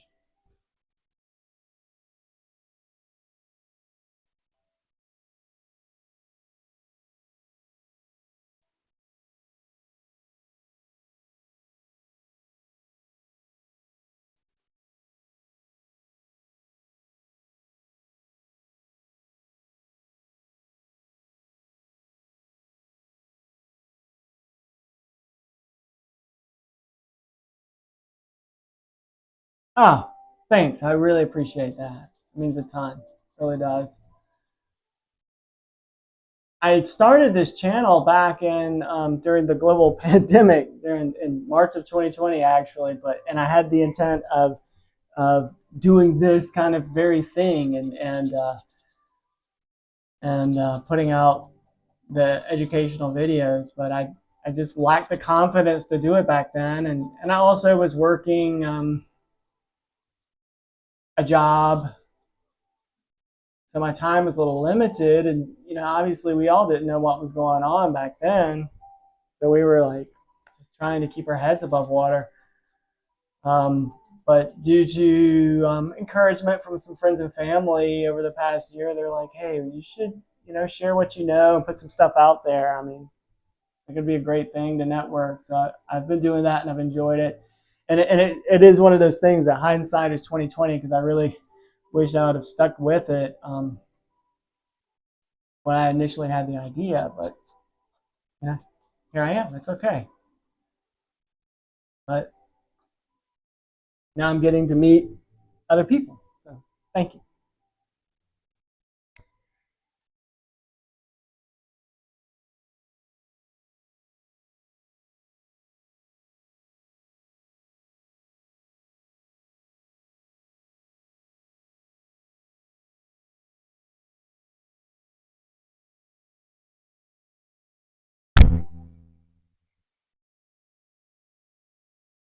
All right, so this is pretty good. I'm noticing there's a little bit of a lighter color halo that is around the rabbit's foot, because it was a little lighter at the time. Let me see if I can zoom out a little bit. We'll zoom in a little bit. Maybe you guys can see. Zoom back out. So I want to finish and put in a little bit more paint in the background. The panel is primed with acrylic gesso, and acrylic gesso is a wonderful primer. However, it is really absorbent to the point where as you start putting paint down, sometimes it can suck the paint in. So sometimes it's not my preferred ground because of how it does that. So you may or may not be able to tell within the live stream feed, but the background is a little what's the word I want to say? It's inconsistent, and even though I don't mind the scrubbiness and the inconsistency of things. A different ground would not be this way. It would have handled things a little bit more. So I want to correct this a little bit. So I'm going to probably get some more warm white and some more yellow ochre and just kind of hit around it just to blend it out a little. And then before we close the stream, I'm just going to hit a little bit more information on the rabbit's foot. Now, the push pin that was holding this to the wall at first earlier in the stream, when I blocked that in, I left that as you kind of see it as sort of a clearish thing, but I think I do want to change that. Ah, Thanks, I really appreciate that very much. This has been a lot of fun, and it's been cool to do on stream. Uh, a couple weeks ago, I did a different painting on stream. It was actually over 4 sessions. It was I give my wife a painting every Christmas, and it's always a surprise, but she always knows about it. And so this was the painting I did on the live stream, and it's just sitting on the shelf over here while it dries, and then I'll varnish it and put it put it on the wall wherever she wants. But anyway, these are our 2 cats. So I did this painting for her on live stream. So that was a lot of fun. That was my first attempt at doing live streaming seriously, I guess, on YouTube, and it was a lot of fun. But made a lot of mistakes. I made a lot of mistakes today too, but that's how we get better. And I want to make this a better experience for everyone. Fun place for people to come and hang out and talk art and learn something.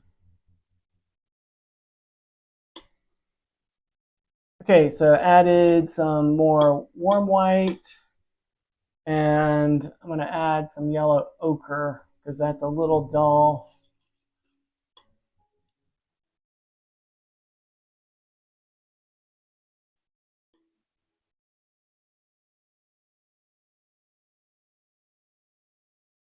I just mainly want to soften those edges around the rabbit's foot. It's kind of got a little bit of a halo to it. So I'm not going to mix up too much paint. I have this one brush that I've already got that had the original paint on it. When I kind of did that cut-in work, we'll use it.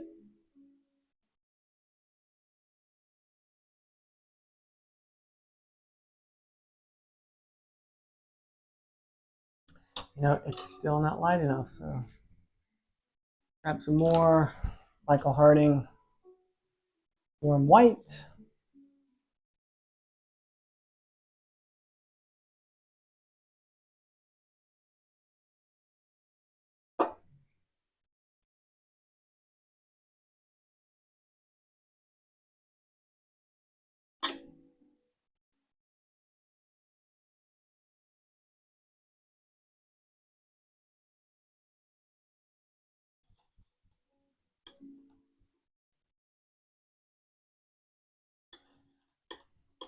And that's good, but we need some more yellow ochre.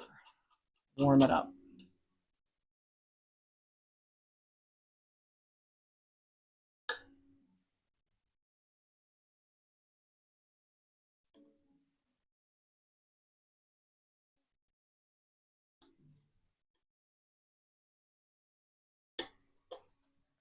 Okay.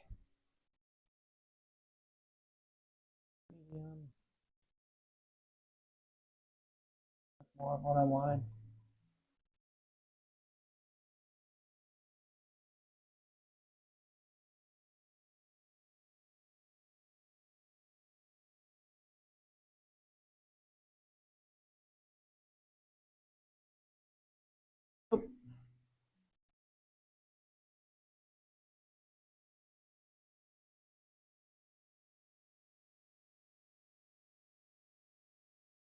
Ah, that's cool. That's cool.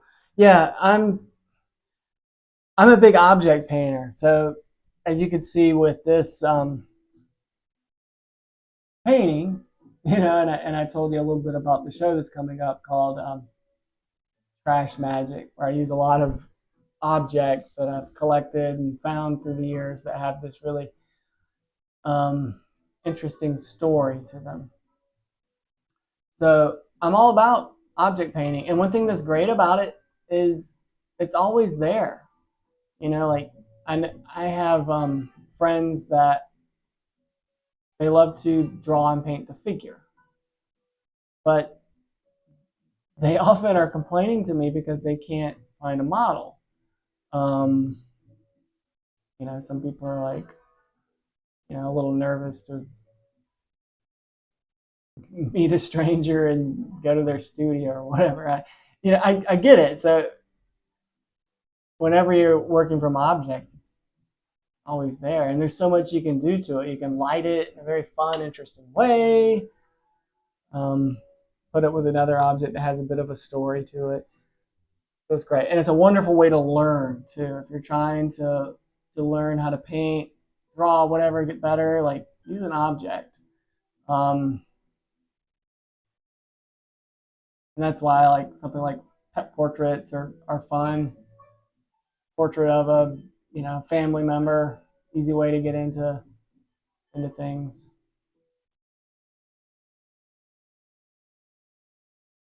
When I was in high school, I remember I would take art classes and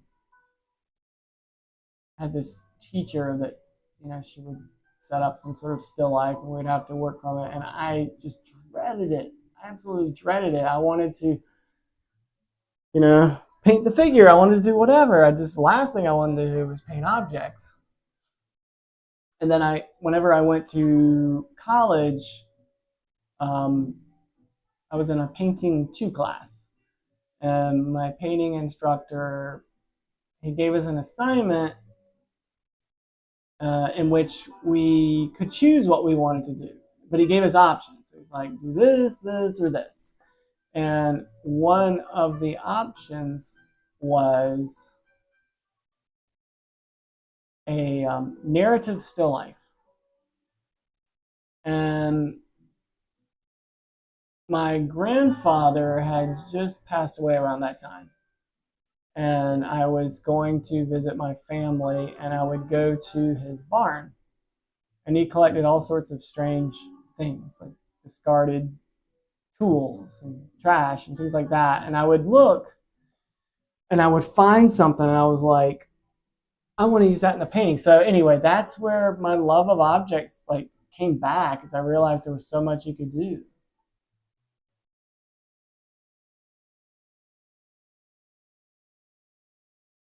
Yeah, that's a good idea. Maybe the next painting. Yeah. No, I've seen some artists do some things before where they're like holding their hand out and say there's like a butterfly in it or whatever, which is kind of cool. So it wouldn't be a bad idea at all.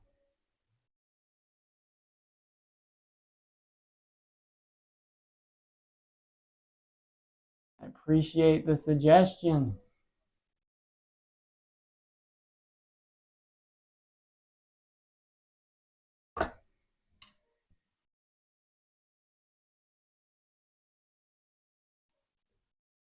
That's, all right, and the paint in the background is like pretty wet. Like I was saying earlier, when I was blocking in some of the initial layers, I was using lead white with transparent yellow oxide, and that's set up pretty fast.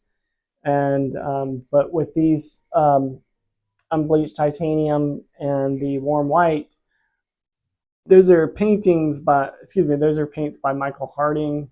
That they're slow drying paints essentially. They're opaque, so that is going to have to set up overnight. Since there's a layer of lead white below, it might help it set up a little faster, but part of it is going to require a little extra time to set up. And you run the risk of, while you're trying to paint like this, that it's just lifting off. It's fighting against you a little bit. So you kind of have to say, all right, that's good, and let it be. So I think we're going to leave that alone for now. There's some areas of the rabbit's foot I want to correct before we end the stream.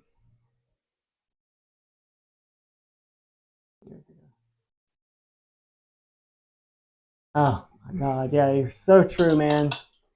I'm dealing with some of that at the moment, and it's really sad and really tough. And my my wife, she it's like super sad. She and her mother were like best friends, absolutely the best friends. And she was going over to visit her mother and found her. She had a massive heart attack. And she's not even old. Like, not that you have to be old to have a heart attack, but it was just one of those things that was like completely out of the blue. Just so sad, and really knocked her and her entire family off their feet, and they're still dealing with that after years. Just makes you realize that you gotta tell the people that are around you how much they mean to you every day, in a sense, in case something ever happens. And you got to live your life to the fullest and all of that too. Like we were talking about earlier with painting and art and stuff like that. Like, if it has taken me a long time to get to the position that I'm in now, where I've allowed myself to do the things that I'm doing. I spent a lot of time very much focused on essentially helping someone else grow their business, and put so much of myself in it, which I learned a lot in the process, and clearly I was also paid for my time. But sometimes I look back on my younger years, I'm like, God, I wish I would have taken some risks back then, or whatever. But fortunately, I'm still here, and I can take advantage of opportunities today. I know what you mean. All right. So here in the last few minutes of this stream, I want to fix the shadow side of this rabbit's foot especially. So let me make a little bit of room. This background mixture that we had mixed up, just going to scrape that off. And I'm going to put it over here with our, it's actually like so close to that unbleached titanium. I'm just going to put it right there on my right hand side of my palette. That's where I keep my convenience colors.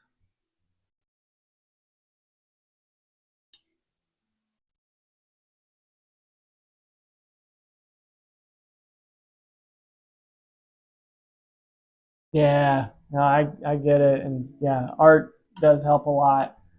So I try. Did you say that you painted you did a painting of your late dad? Yeah, that's pretty special. Yeah, that's one of those things that you're gonna really cherish moving forward, and your son as well. I think you said that he was in the painting with your late dad. I mean, God, those are the things that mean so much in life. Like someone could say, "Hey, do you want this Pablo Picasso?" And you could say, "Nah, I'm good. I've got this painting of my dad." A lot of the objects that when I got into painting objects, like I was saying earlier, that was they were like portraits to me. They still are. Like I've done a few series of paintings and had some shows over the years, and I often refer to the paintings as objects as portraits. And like, so maybe you could consider something about your dad, your father, and like some object or something cool that belonged to him, whether it was like some tools or something like that. And as you paint it, it could be something very therapeutic, and you know what it is. Like, oh, that was his favorite, whatever. That was his favorite hammer or something. If you like, say he used his hands a lot.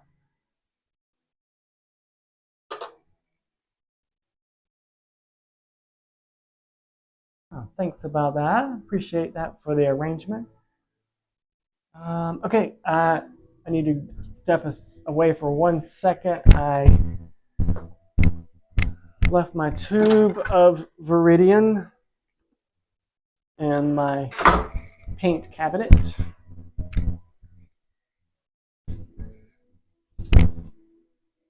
Viridian by Natural Pigments. Rublev is the boutique paint company.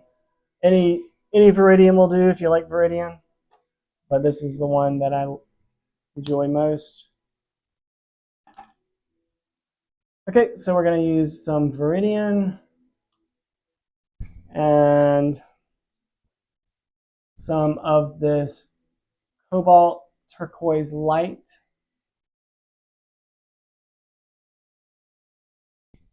And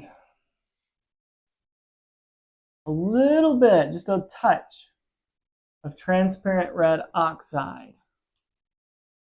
That's going to really darken this mixture and make it rather complex. We might need to add a little bit more for our shadow.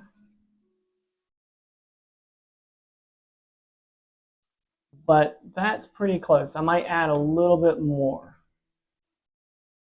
Hold it up against there. It's, yeah, I think I want to add a little bit more to that mixture. So again, transparent red oxide. Oh, see what you're saying.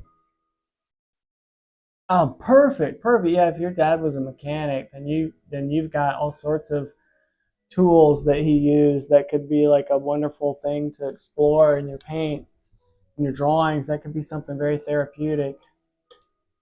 And yeah, I've invested in some good quality paint through the years. Doesn't matter what you use, just find something that works for you. If you paint or you're starting to get into painting, I would recommend starting with a limited palette so you don't get overwhelmed. I mean, I remember when I was in school, teachers are telling you to like get this, and it's also expensive. And truth is, you don't really need all that. But I would recommend a limited palette.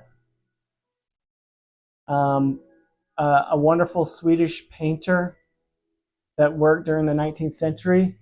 His name is Anders Zorn. He is kind of known in the art world as using 4 colors to produce these beautiful paintings. Now, I'm sure he used more than 4 colors, but maybe he used 4 colors mostly at times. But anyway, this 4-color palette is often called the Zorn palette. So if you're like, kind of doing some online research on things on your own for art, you might see this mentioned with limited palettes, the Zorn palette. And anyway, those 4 colors, yeah, Anders, Anders, Anders Zorn, the Zorn palette. The 4 colors are ivory black,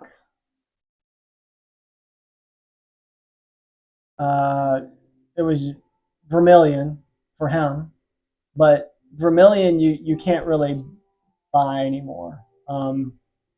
It's made from a toxic mineral. It's from cinnabar, essentially a cinnabar mine. So it has mercuric sulfide in it. So it's something that's you don't really want around unless you're handling it properly. Anyway, so a very suitable replacement for vermilion is cadmium red light, yellow ochre, and white. And again, instead of titanium, he would have used lead white because that's what existed back then, but you could use titanium white. So it's a wonderful way to use a limited palette. You mix, like ivory black is essentially your blue. So you mix ivory black with white, and you can get a few shades of blue. They're muted, of course. So this is the limited palette of Zorn is good for actually portraits, for flesh. You know, because you can mix the cad red light with yellow ochre and get some nice oranges. You know, with your white and get all sorts of shades with that. But anyway, my point is yeah, don't overthink it too much. I often wish that when I was in school that my professors would have, you know, explained some of that to us. They're like, hey, you know, start small, start here, start with what you got, because it doesn't matter how many colors you have if you don't know how to use them. Yeah, Anders Zorn is one of my favorite artists. But yeah, the Zorn palette, that's kind of a lot of artists like champion that whole thing with a limited palette.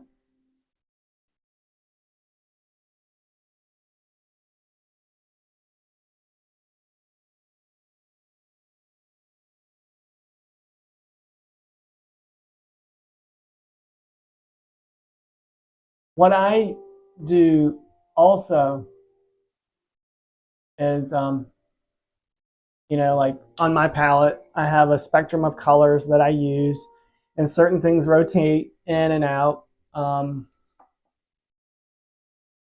But there are definitely colors that are most important, more important than others. And many of my paintings start the exact same. Oh, my cat's back. And they start with two colors and maybe a third. If I, you know, I had to say, yeah, there is a third. And that is ultramarine blue and transparent red oxide. And you can get those two colors from any paint manufacturer, you know, like Gamblin, Winsor Newton, whatever. Each paint manufacturer will have a different, like it might have a different shade to it slightly. Their transparent red oxide or their ultramarine blue. So you kind of have to play around, find the one that you like.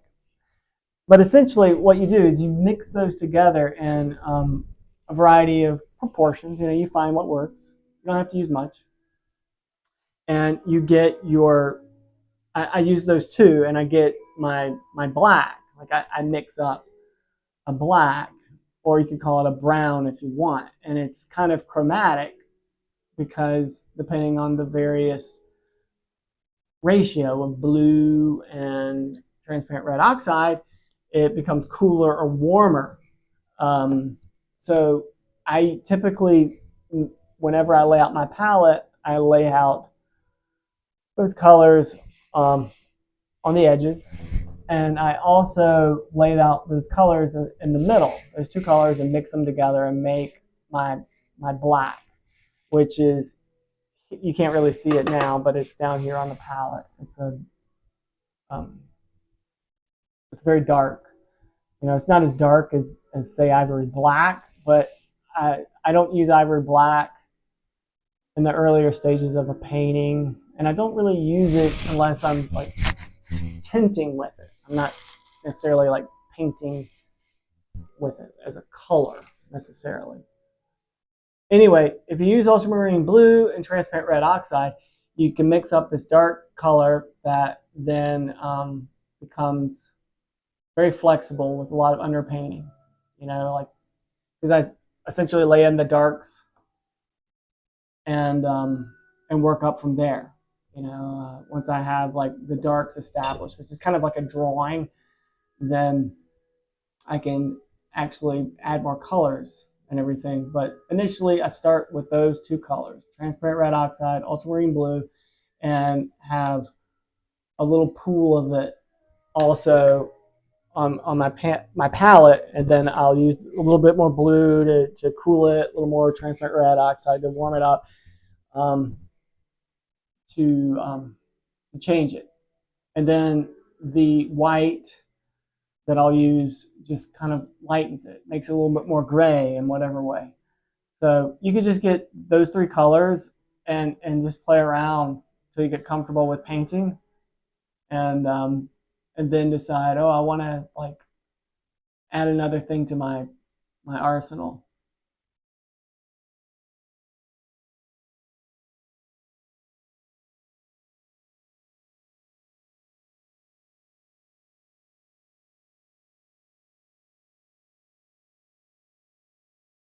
Yeah, yeah. I know what you mean. I've been in that groove before. I think that like, oh my goodness, I've got everything in the book. You got the box of Crayola crayons that's got like 100 colors, and you're just using, three of them. Like, I get it. I've been there. But you know what? That's a good thing. So in the fine art world, a lot of times, like in painting and stuff like that, you want your artwork to have a certain consistency, and that's why you'll see a lot of artists that are a little focused about what is on their palette or what is on another artist's palette. Like some artists that love another painter, whatever, whenever they go to see them, like give an artist talk or whatever, they might say, hey, what's on your palette? Because it becomes important in how they achieve some of their mixtures and the vibe of the whole thing. Because like if an artist used like those colors that I was just mentioning, like the Zorn palette or the ones that I love, and then all of a sudden they use like a fluorescent yellow or whatever, it's just gonna like throw it completely off. It's not consistent anymore. So it becomes important to find the ones that have a color harmony, is what they call it. And whenever there's this harmonious thing that happens between all the colors, then you have a beautiful thing, and everything is like talking together. And that's why like the Zorn palette is so good, is because it has a harmony to it. Yeah, and my pleasure. I'm delighted to give you some tips. It's what I'm here for, what I like to do. Now, I think that my cat is trying to, it's almost dinner time. So she's trying to make me stop. But I want to hit a couple highlights on rabbit's foot, and then that might be that. My wife will get off work in a couple minutes, and I'll go in there and get dinner going. Like my palette, the way I have it set up, I found a certain color harmony between things, and that's why it's set up the way it is. And I've learned from other artists, and then I've kind of added things that work for me. But I have some things on the side here that I call my convenience colors. They're colors that you could buy pre-made, but obviously you could mix them. Like this unbleached titanium that I mentioned. Like that is a color that I could mix. Don't need to buy it. But it's nice to have. It's very nice to have, and I can put it over there and I can pull from it easily. Another great one that is a good consistent convenience color that a lot of people enjoy is a color called Portland Gray or Portland Gray Medium. There's actually a light, medium, and dark that Gamblin makes. Gamblin is in Oregon. That's why it's called Portland Gray. Um, but I keep these off to the side because I might use them with like certain tints or whatever. They're important, but not as important.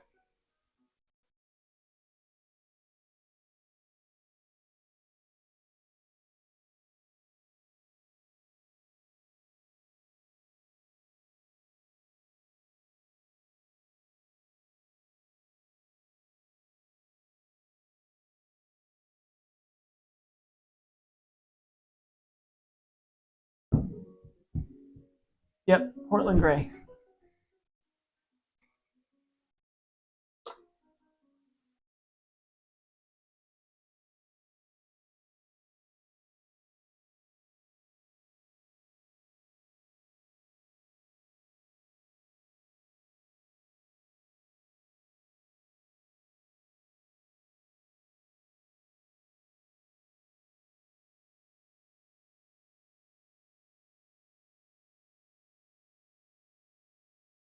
Okay, well, it was great chatting with you. And thanks for coming by the stream. It means a ton. So thank you so much. This has been great. I've gotten a lot done today. And I'll let this dry overnight and I'll continue to work on it tomorrow. I may be able to go live tomorrow if I would like that. And if so, you all should get a notification about it. But anyway, I really appreciate all the engagement, and I can't thank you enough for all the comments and questions. I really appreciate it, and it meant a lot to me. And I learned a lot too just by sharing some of this information. It's kind of fun. So anyway, we got a lot done. Painting again, I'll zoom in a little bit. And as we finish it, I'll be sure to post a better image of it on Instagram or something like that, so you can see a higher quality image. And I'll also put it on the community tab of the YouTube channel. But anyway, I really appreciate it. Thank you so much. Click the like button and subscribe if you haven't already. But I'll see you again soon. Have a great evening.